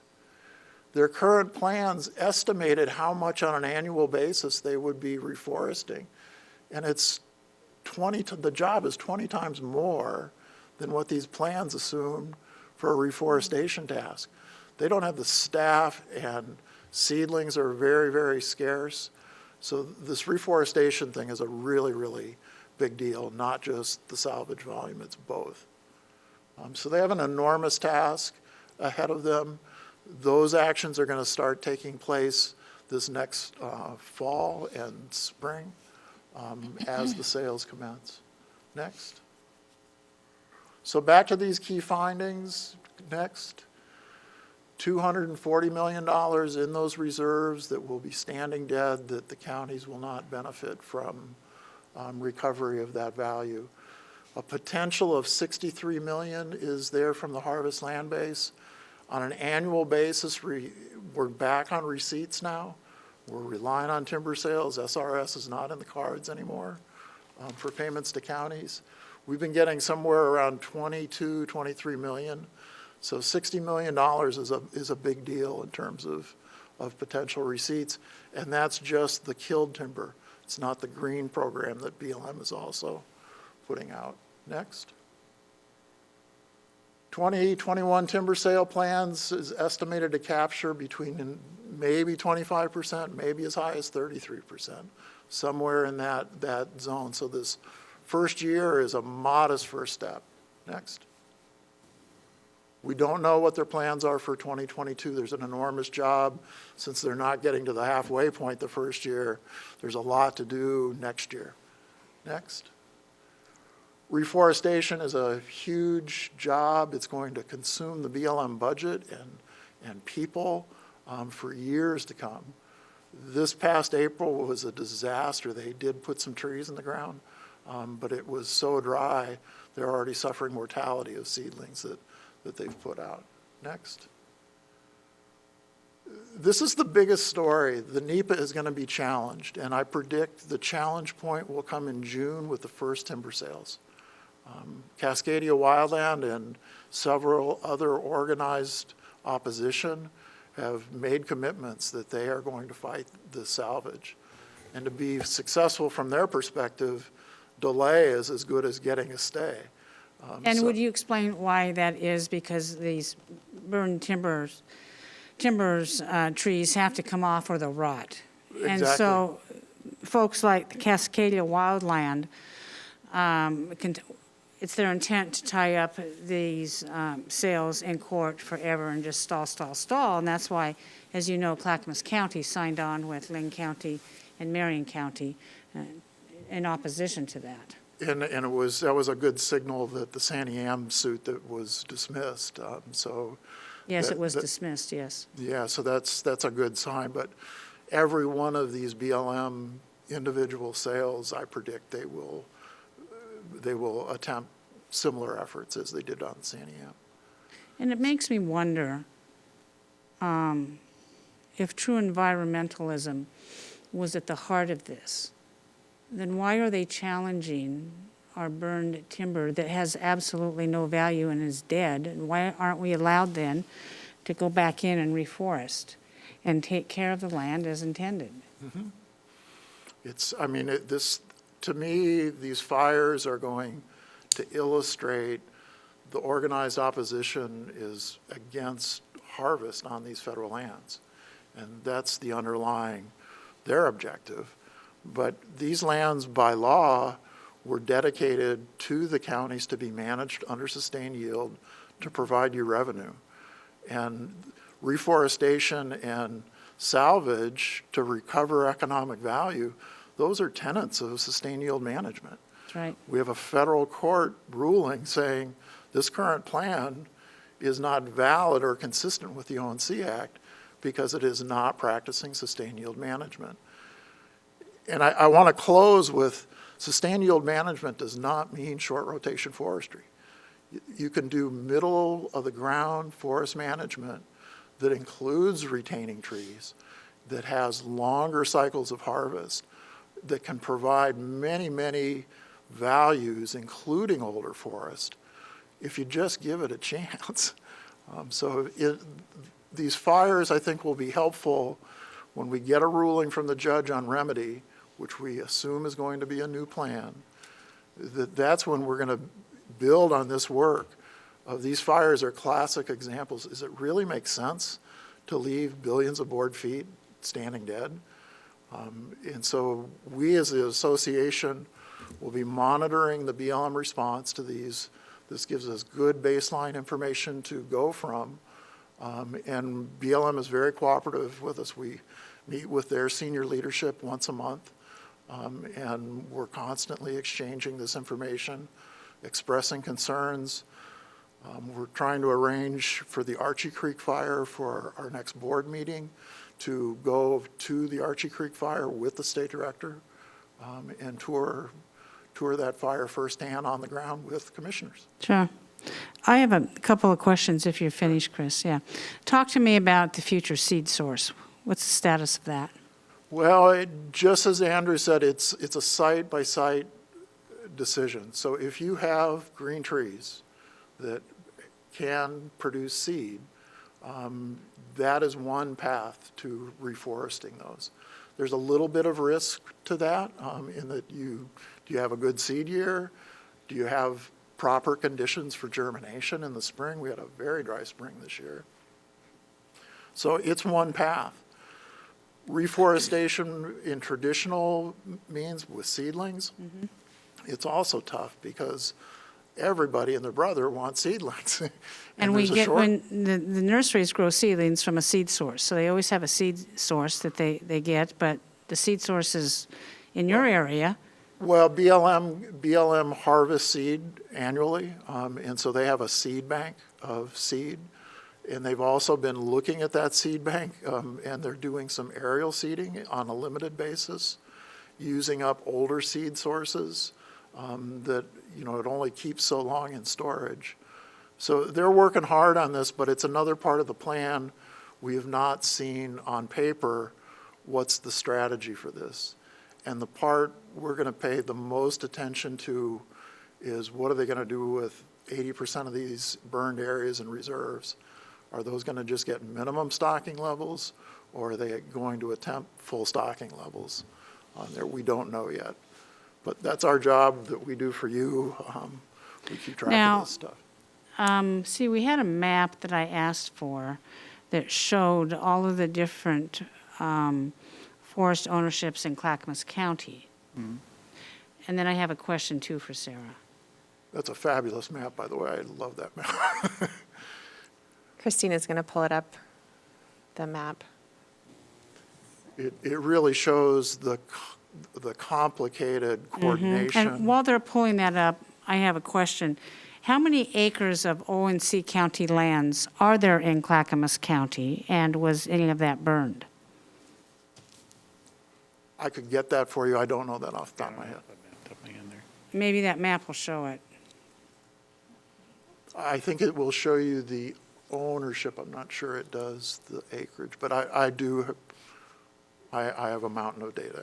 Yeah, and I think that map is really important for our commissioners to look at, and I had intended that there be an overlay on the map that shows the burned acreage of BLM, Forest Service, O&C County lands, state forestry, private industrial, private non-industrial. So there's 6 different ownership types of timber, including Clackamas County. I would like that map to be produced because I think that's important for our future as we look forward to trying to manage our timberlands in Clackamas County. And we have an understanding of, for instance, when we were asked to join with 2 other counties on the lawsuit regarding this, O&C County lands, we're kind of grasping at straws. Well, what does that mean? What does that mean? And it would be really good if we could have something like that for us to refer to. Also, there's a category of O&C lands that are administered by the Forest Service called controverted lands. A little under 500,000 acres, kind of lines the Cascade right on the boundary of the BLM and the Forest Service. So we had a meeting with the regional forester on what's the plan there on those controverted lands. And they were quite forthcoming in that their emphasis is on roadside salvage for public safety services. And that's it. And they anticipate very little area salvage. Do we have that map, Sarah, or no? Yeah. Okay, go ahead, show that. Okay, here we go. So you have a huge amount of Forest Service. Yes, we do. We do. And let me see where O&C County lands is, what color? So it's the brown checkerboard. The dark orange here? What is it? Yeah, there. Yeah, he's going to show us up here. So it's the checkerboard. It's the O&C part. It's the checkerboard in the brown. Right. Okay. And are we able to tell, we can't tell from this picture how much of that was burned or what our potential loss in Clackamas County of O&C burned timberland is, correct? I can get that for you, though. Would you please? Yeah, I would be very interested in that number. And Sarah, maybe you two can work together. Do you understand what I'm asking? And then an overlay of all the burned timber in Clackamas County according to ownership type. Is it true that U.S. Forest Service lands don't have to be logged after burn? So the There's a- Northwest Forest Plan does not preclude salvage on them. It's an administrative decision on the parts of the forests. One thing you will see about Forest Service lands, in contrast to BLM and the ONC, they've never revised their plans since the Northwest Forest Plan. And that was 1994. Or, I remember, I was very involved. and so if you go to an individual forest and show me your current forest plan, good luck with that one. It predates electronic records. It's old. They are implementing the Northwest Forest Plan for the reserves, but have them show you what are you doing for the sustained yield management part in the matrix allocation. Now, what about state forestry lands in Clackamas County that have burned? Will those be salvaged? I have no knowledge base on. Because you're a BLM guy. We're ONC, and I spent my life there, and I dabble a little bit on the Forest Service, but really our expertise is on ONC. There are plans for them to salvage. There was a petition to boycott, or whatever you want to call it, the sales, and that's when we wrote the letters. Yes. was with the- And that goes into what fund? Common School Fund or That goes in the general fund. general fund? Yeah. But there's a statewide fund too that these timber harvest receipts go partly into as well. But it's just, it's all integrated like this.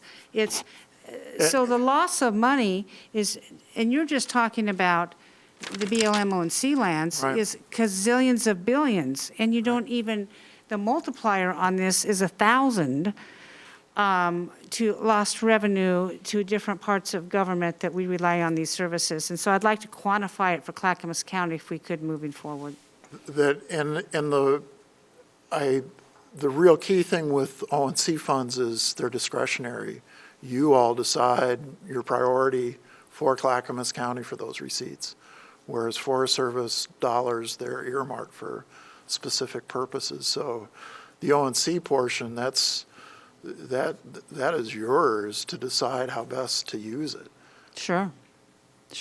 Any questions for the presenters or any comments from commissioners?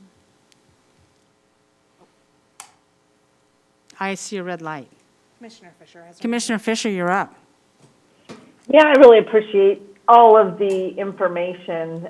It's, and I really also support Chair Smith with that overlay of what areas of the ONC lands that we have in Clackamas County have been harmed by the wildfires. But I'm also curious about the concern out there that healthy trees are being logged in this effort, and because the rules are somehow different after a wildfire. And what I'm hearing is that healthy trees aren't being logged, but that we're just trying to salvage the ones that are going to rot. But can I get more information so I can sort of sift through the different assertions to figure out what the truth is on this? So, I've seen what's been in the press mainly on roadside and are there consistent standards. When it comes to the ONC and BLM, they have a full cadre of professionals, of wildlife biologists, foresters, fisheries people, hydrologists, and those people are on the ground. They're not just relying on that satellite imagery to say what's dead or alive. It's professional judgment. And just as Andrew said, he can look at that and predict things that are going to change after the fire, second stage mortality that will occur. So you need to trust in the professionals of the federal government that this is their job. And so they are on the ground assessing each and every stand. I must say it's a personal opinion, but they are conservative in that they are going to lean towards making sure these timber sales don't get encumbered by protest and litigation. They have within their plans very large trees. Every one of those very large trees is going to stay on site, dead or alive. because it's written in their plan. So BLM has very high standards.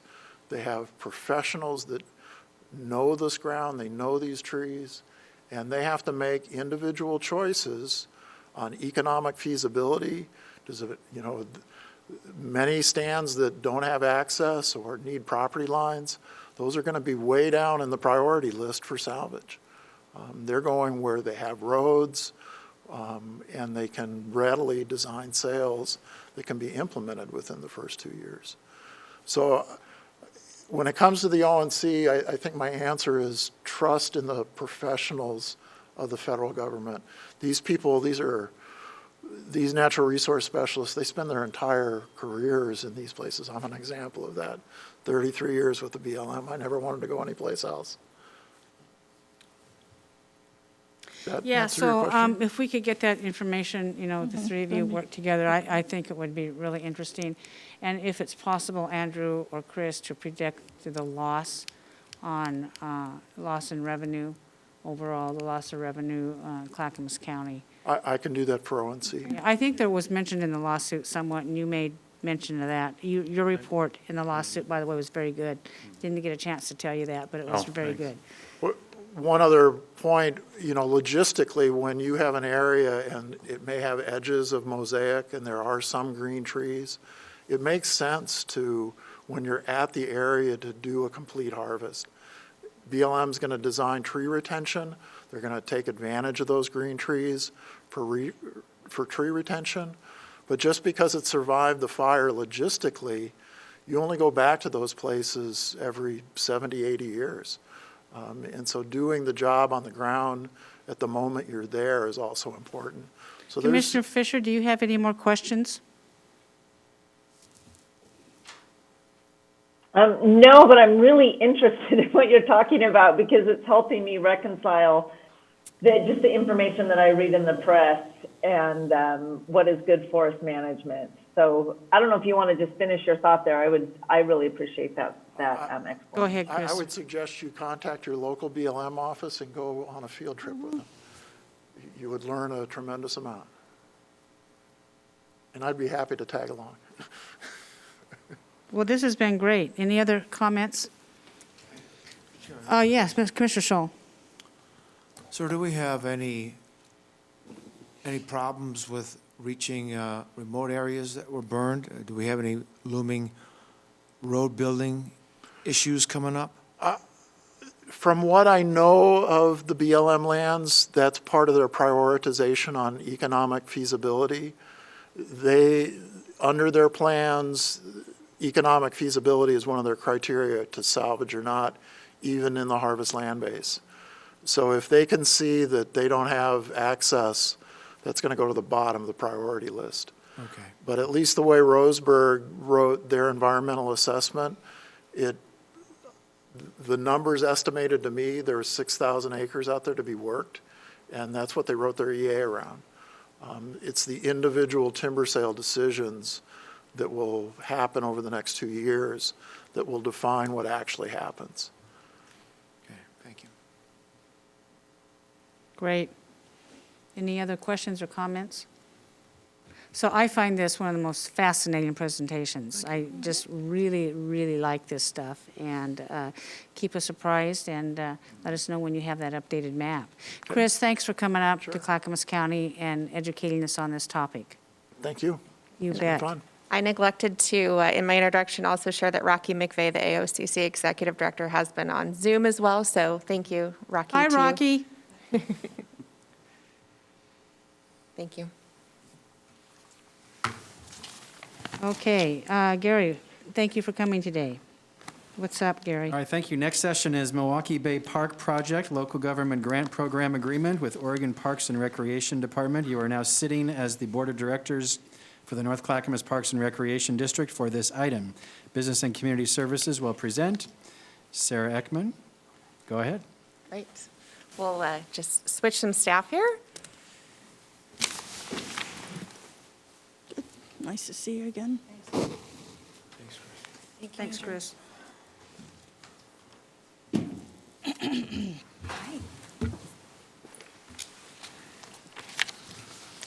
Great, thank you. So completely switching topics, we are now here to talk to you as the NCPRD Board of Directors about the Milwaukee Bay Park project. This presentation has a main purpose of talking about a grant that we've received and will be processing in the amount of $750,000. But in conjunction with that, we'll be providing you an update on the project as a whole. The funding for this project is an important piece of our overall funding concept, and so it's an important piece to bring before you. But we'd also like to take advantage of this opportunity to give you a project update. And Heather Cook will be here. She's our Acting Planning and Development Manager with NCPRD to provide you the update. Thank you, Sarah. Good afternoon. Hello, how are you? Hi, I'm good. Good afternoon, Chair Smith and Commissioners. I'm very happy to be here. I do have one picture of a tree in my presentation, just to provide some continuity from the wonderful presentation you just saw. But I will be overviewing Milwaukee Bay Park today. And some of this material will sound pretty familiar because I was here in January, but I did want to let you know that there's always little mini updates to the timeline, and I want to be able to keep you up to speed and especially provide context for this grant agreement item in particular. So today I'll be just doing that quick background. I'll be touching base on the timeline, kind of giving you an idea of where the grant agreement sits in that, and also coming back to the funding picture. We've been here before. Sorry, I'll cue those next slides. So the next slide, please, for previous groups. Thank you. So we have come to the board since 2017 to provide updates about the project, and today this project update relates most closely to our appearance here in March of 2020 when we requested support to submit our grant to the local government grant program. The grant was subsequently awarded to us, and now we're moving toward grant execution. So again, we want to give you some larger visibility of where we are with the project. The next slide, please. So the Milwaukee Bay Park, as you might remember, is a project that's really been built for a couple of decades in terms of the community support, but also the foundations of it lie in a lot of policy and planning on the part of the district and the city, starting with the 2004 master plan from NCPRD and its capital improvement plan in 2007. And so when we look at this project today and how excited people are to bring recreation to this waterfront site, it's a lot of excitement in today's population district-wide, but it's also going back all the way to 2004 and even beforehand when local folks had organized some committees to explore the idea of creating a park here. The next slide, please. The schematic design that we're working from was developed in 2019, and what we had done is we had taken the 2010 plan that had been approved by the city. It had gotten a little bit old, and we were looking at how to test and revise that design and partner with the city to finally complete the park. And we also wanted to make sure this could serve as a district-wide amenity because that's the business we are in, to provide district services. So we teamed up with the city and we got going. We touched base with a lot of people in the process and developed this really great schematic design to bring recreational amenities to the waterfront. And the local government grant program, I'll just point out a few of the things that it's designed to support. So if you look just to the left of that big tree, that's a redwood tree. There's a nature play area there that the grant will support. There's a plaza and a picnic area there up on the top of the bank, and even a restroom tucked behind the tree that the grant will support. The site is also threaded with a lot of pathways, and that's to deal with a lot of the slope on the site because we're right along the river and there's a fair amount of floodplain there to navigate.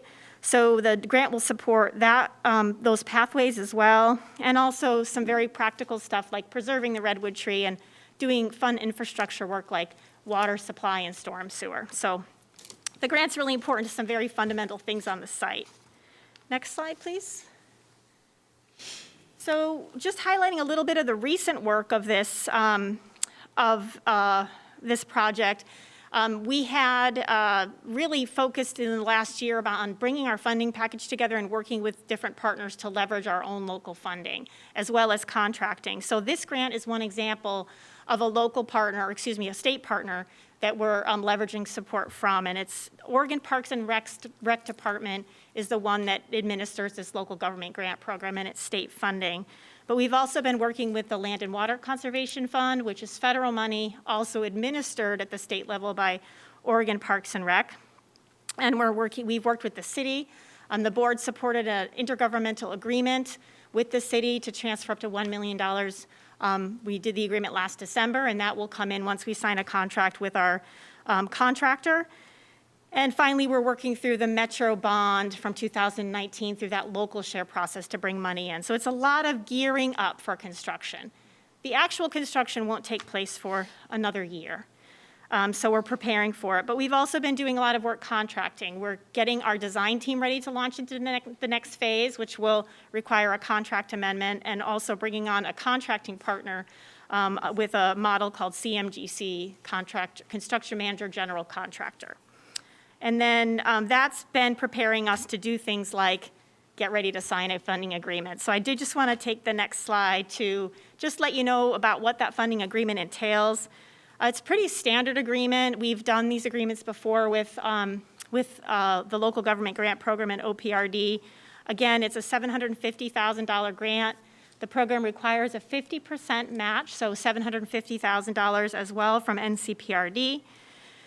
The grant specific to us covers the items I mentioned before, but also has some standard provisions. Money's provided on a reimbursable basis, so we don't actually start taking in funds until we spend them, which will not be until we start construction in 2022. We also have approximate 2-year timeline for the grant, but there are provisions to be able to extend that. For our project specifically, we'll probably get a large chunk of the work done before that, but we can work with them on extension if that isn't the case. And they're aware of that already. We also, it requires the land to be in recreation for 25 years. So it's just another layer of really committing these lands, excuse me, for recreational purposes for a long time, which is terrific. One other point here on this slide is we did have county council review this contract and provide approval. And the last point is that the contract, even though we're not obtaining the funds right away because we're not spending the money on construction right away, it does provide us a good measure of security and confidence that the money will be there when construction starts.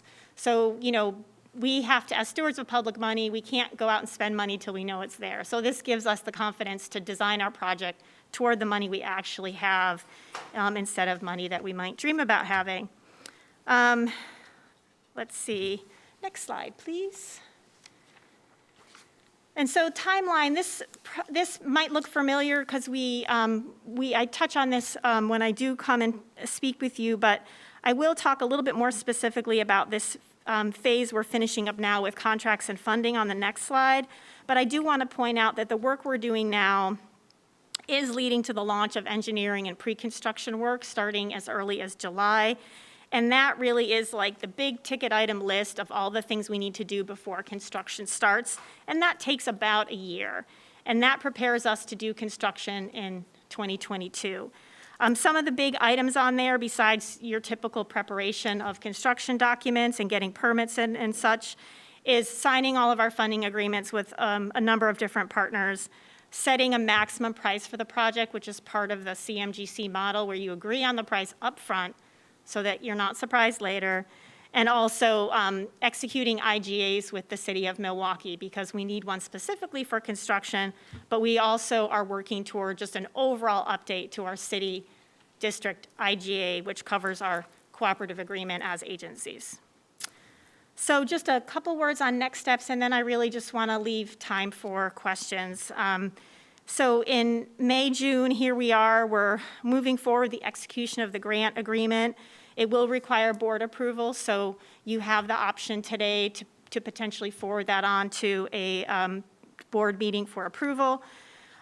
The ongoing work is to continue work on the IGA, the intergovernmental agreement. We're actually scheduled to come to the board in June for a policy session discussion on that to give you an update. In June and July, we're looking to execute the CMGC contractor agreement and the agreement with the landscape architect to continue design. That latter one is a contract amendment. And so we will be coming back for a policy session on those as well before we ask you to consider those for potential approval.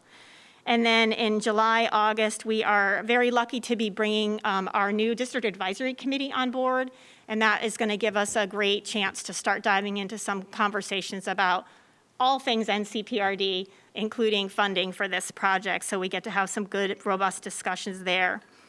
So I think with that, I just wanted to end with the draft funding plan. I don't believe anything has changed since I last showed this to you, but I do like to keep this front and center because it's integral to us being able to continue with the project. Again, our last estimate was for $8.2 million for the construction costs for the project, and then we have indirect costs. So the total that we list now is $9.6 million. When we start in design development and pre-construction in hopefully July, we'll be able to look back at those numbers and see if those numbers are still ringing true or if we need to start making some adjustments to meet our budget. And again, the local government grant funding that you see on this list for $750,000, that's the grant we're talking about today that I'm working to put in context for you that will need to be executed before we can be positioned to accept those funds. So with that, I think I'd like to just see what questions you might have. Thank you very much for that presentation. You're welcome. Do we have any comments from commissioners? I got one question. Commissioner Scholl? Yes,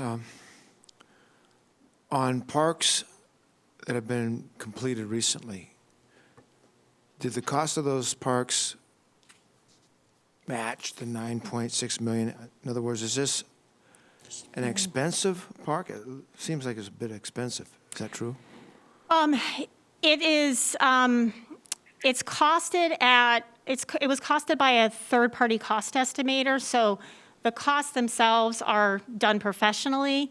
I think every site is different. I think a neighborhood park, a 1 acre park that's flat, for example.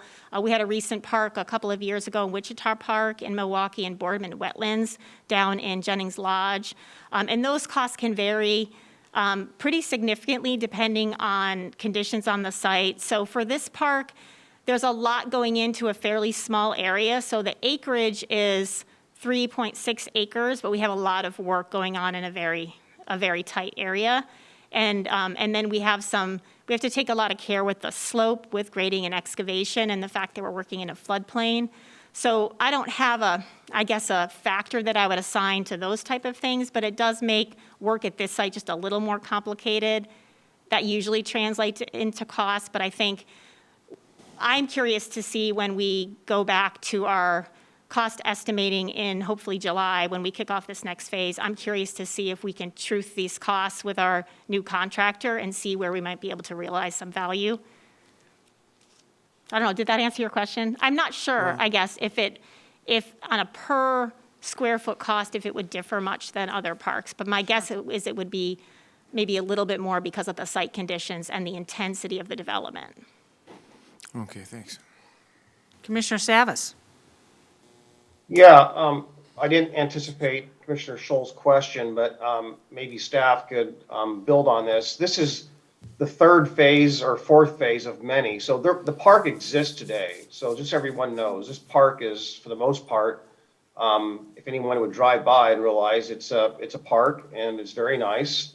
It's a substantial improvement from where it's been as it's been taking all these steps. So I don't know how many millions have been invested to get us where we are today, but I know it's pretty substantial. So to put it in context, I think you'd have to take how much monies were invested in the past to get it where it is today, plus add this potential, near $10 million addition to it. Anything you want to add, Heather? No, but I appreciate you bringing up that point because I think this site has had investment over many years, and some of that even dates back to when the city acquired the land because the city is the owner. Through our cooperative agreement, we are permitted to develop on their properties. So they've done a lot of that work in the past. As for a total, I know the last phase of work was in 2012 and 15. was somewhere between $3 and $4 million. So I think over the life of a site of this size and in this location, I do not think it's atypical for these kinds of costs, but I don't have at my fingertips comparisons with other waterfront parks. But they do tend to take a pretty big lift. Okay. Right, and the other thing that happened pretty much in the center of this park was there's a bridge that goes over a creek that feeds into the Willamette, and that was scoured out and had to be repaired. So that was millions of dollars to repair that bridge right in the center of this park, and with that came some more amenities and improvements. So there's been a lot of money invested in this property, and so. So Heather and staff and the board, if you'll just indulge me, I have a few things. And because Commissioner Scholl and Commissioner Smith have not been with us the last several years as things have developed, I just want to just say in context that the District Advisory Board, now going to be called the District Advisory Committee, we appointed those folks last week. They're going to be meeting here late this month or early next month. I can't remember exactly what the date is.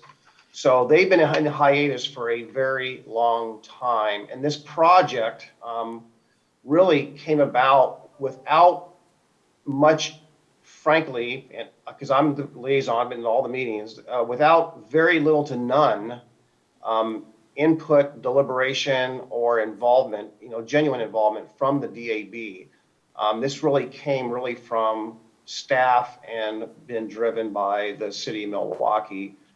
So the DAB has seen some of the presentations, but they have not been part of the creation or the financing models or anything you've seen here.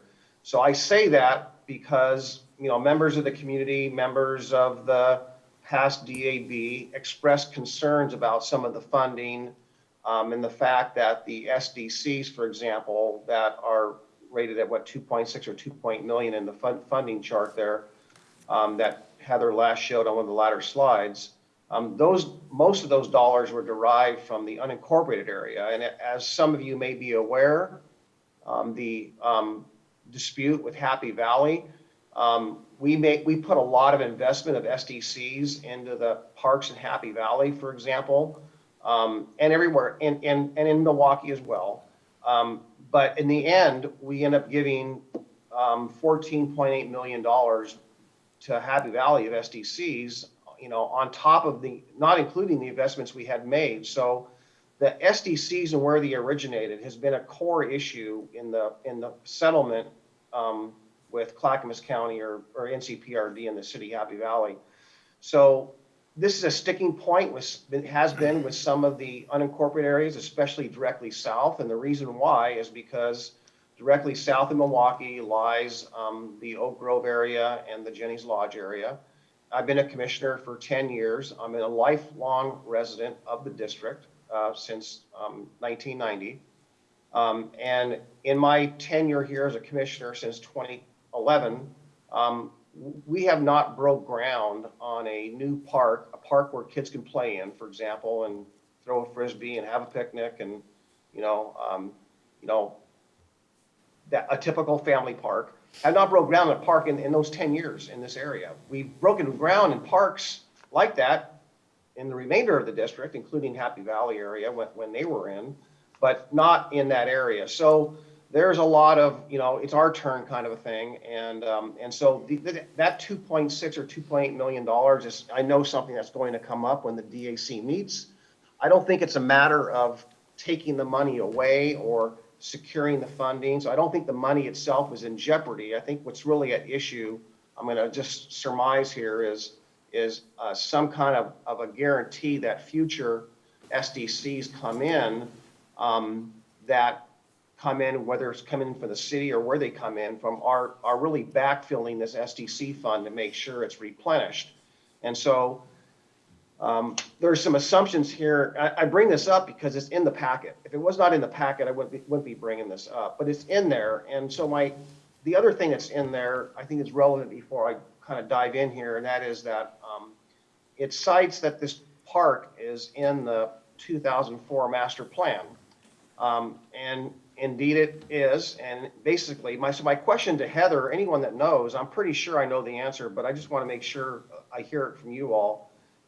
In the 2004 master plan that anticipated this park, which is built today, did it anticipate an amphitheater? I am not aware of it having specifics. It was focused on a riverfront development as a district-wide project. Right. So in 2004, what was also anticipated is that there'd be a riverfront park in Milwaukee and there'd be a riverfront park south in the unincorporated area of Oak Grove. And that never happened. And we are building this very nice park. And so the other thing here recently, Heather, maybe you can answer that, is that at times we refer to this Milwaukee Bay Park as a regional park. Is it still a regional park? Yeah, it's a district-wide, it's considered a district-wide park.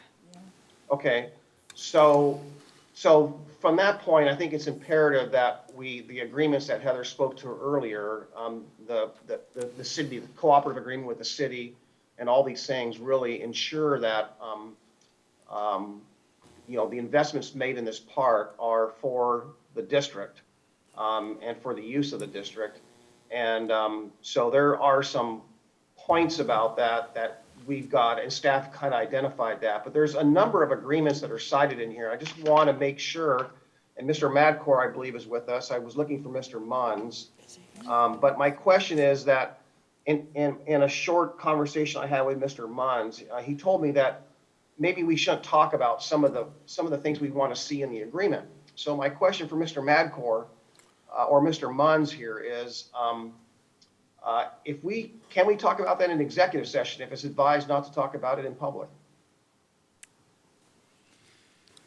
Because Mr. Munns, absent come an and state your name. opportunity, I'm just concerned that we might never have the opportunity if we don't discuss it at some point. Yeah, that's fine. Just state your name, please, and Yes, thank you. This is Jeff Munns from County Counsel's office. And yeah, Commissioner Savis, I think what it referring to is, in these IGAs that we've been discussing and working on with the city of Milwaukee, these are going to be discussions that we want to have with them in good faith and build upon the trust that we have with them.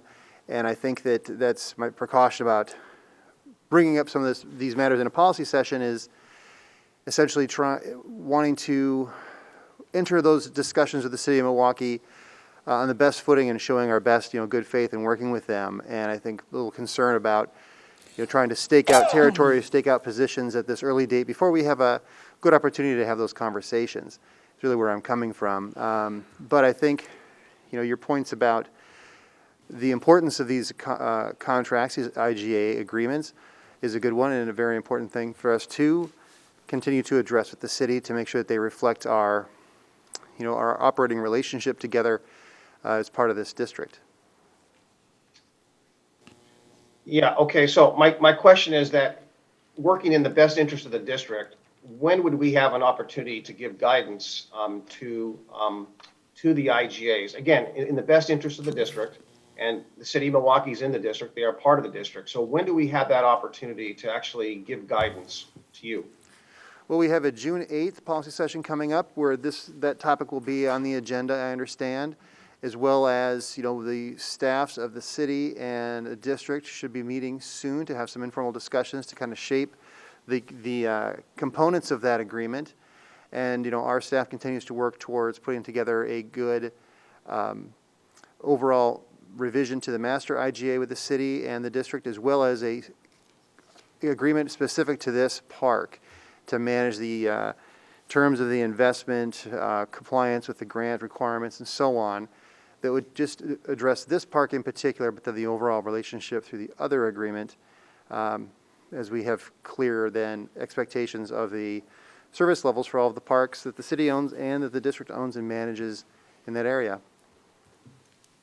Okay, and there's some in the cooperative agreement that the district has had with the city. There's some outdated items in there that I know that you've indicated to me that we need to clean up. Is that correct? Well, there are some things that are, service levels have changed. I understand the city has added some parks, so updating is necessary. Okay. Well, I I sense your reluctance to get into details, and that's the part I think that we somehow need to have a discussion with. So my colleagues understand this. It's not so much that, that we need to hash it out today, but I want to make sure my colleagues are fully aware of everything that's going on. I think it's important to know in maintaining a constructive, positive relationship with our partners that it does not by accident or by whatever devolve. And I just want to make sure that the district is protected. And we get in a very strange position in that in the absence of the DAC or the DAB being active, in the absence of the board being able to discuss it, and with COVID and everything else, we have not been able to be mindful and be prepared and be given the guidance needed in a very long time. Well, And so Paul, can I say, there's two people talking in the room, and frankly, it's all cryptic, and I don't know who's on first with this last part of the discussion. Are we moving ahead to approve this? And Paul, is what you're bringing up a different issue than the Milwaukee Bay project? I'm trying to figure out what we're doing here. Well, I just want to make sure I just want to make sure that there's an opportunity, because these dates have been coming. Chair Smith, what's been happening is that the train's moving. Okay. And the agreements and assumptions and discussions have not. Okay. Okay. All right. So the Milwaukee Bay Park train is going full speed ahead. And the other parts of the district and the other aspects and what's in the best interest of the district and the mechanics of the district are not getting that same level of attention. So you're saying so a lot of the attention and what I'm money. afraid of is, what I'm afraid is that I don't want to leave everything else behind and make sure that the rest of the district is sound and we're not making investments that are otherwise not protected.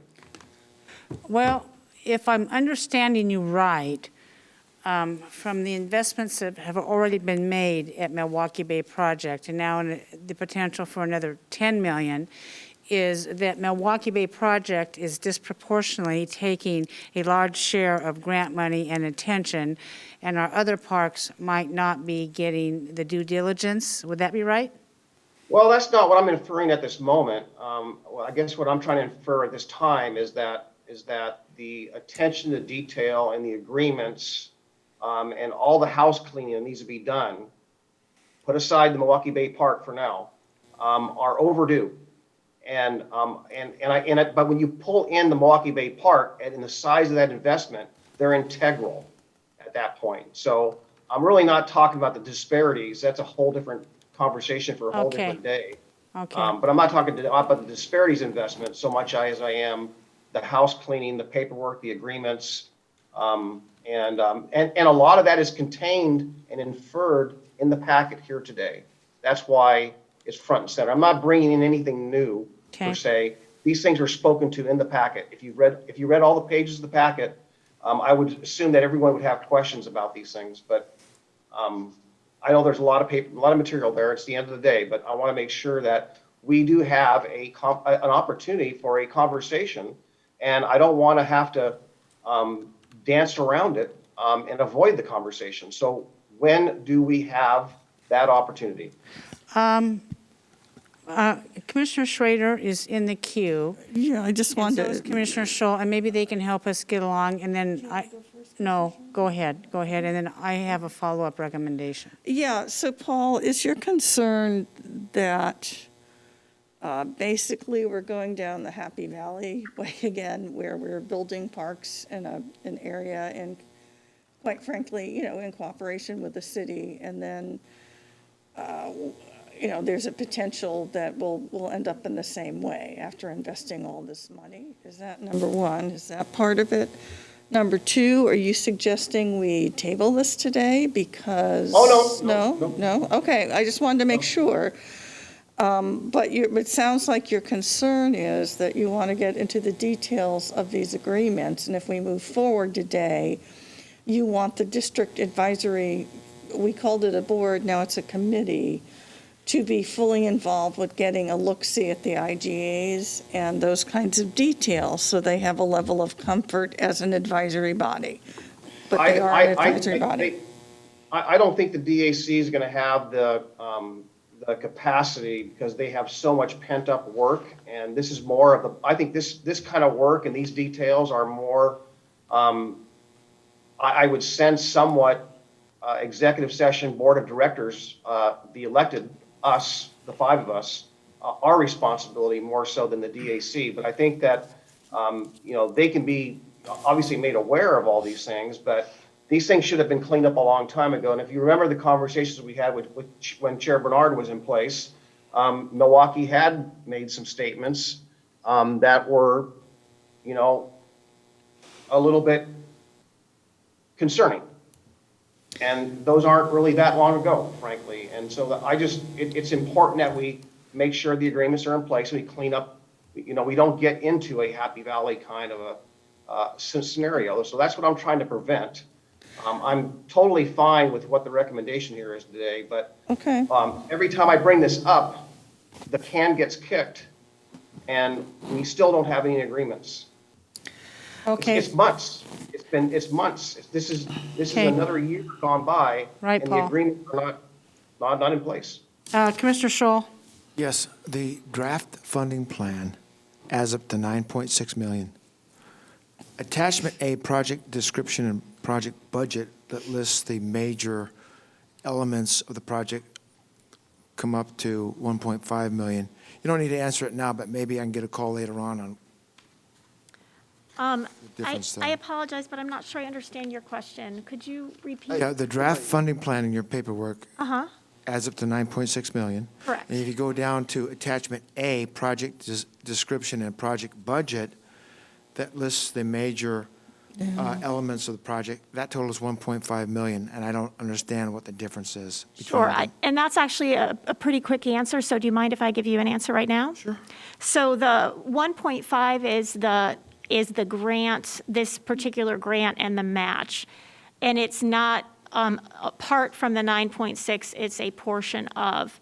So when you look at the funding source list, the $750,000 is the state grant, local government grant program, and then the match of $750 that together makes up the 1.5, that would be coming out of the NCPRD SDC Zone 1, that second line. So essentially, when we applied for the grant, we just created a chunk of work so that the grant, that was the advice we got from OPRD to apply for a more discrete portion of the project to simplify it. So it's adds up to 1.5, even though it's only a portion of the project. Okay. Okay. So are we ready for a motion? Yes, go ahead, Martha. Okay, so it sounds as if Commissioner Savas is okay with this, but he has the concerns about the details, just to get that on the record before I make the motion with getting the folks involved. It is a regional park, so the folks from the south will be able to use it freely and as often as whether or not they're in a city or not. So, I mean, it will be an amenity for all the citizens, Okay, so I'm going to move that we approve staff bringing the LGGP agreement to the BCC, acting as the NCPRD Board of Directors at the June 3rd, 2021 business meeting for approval in the consent agenda. So I guess I just need a second for that. Seconded. Commissioner Schrader has moved option 1. Commissioner Scholl has seconded the motion. Do I hear any other comments or concerns?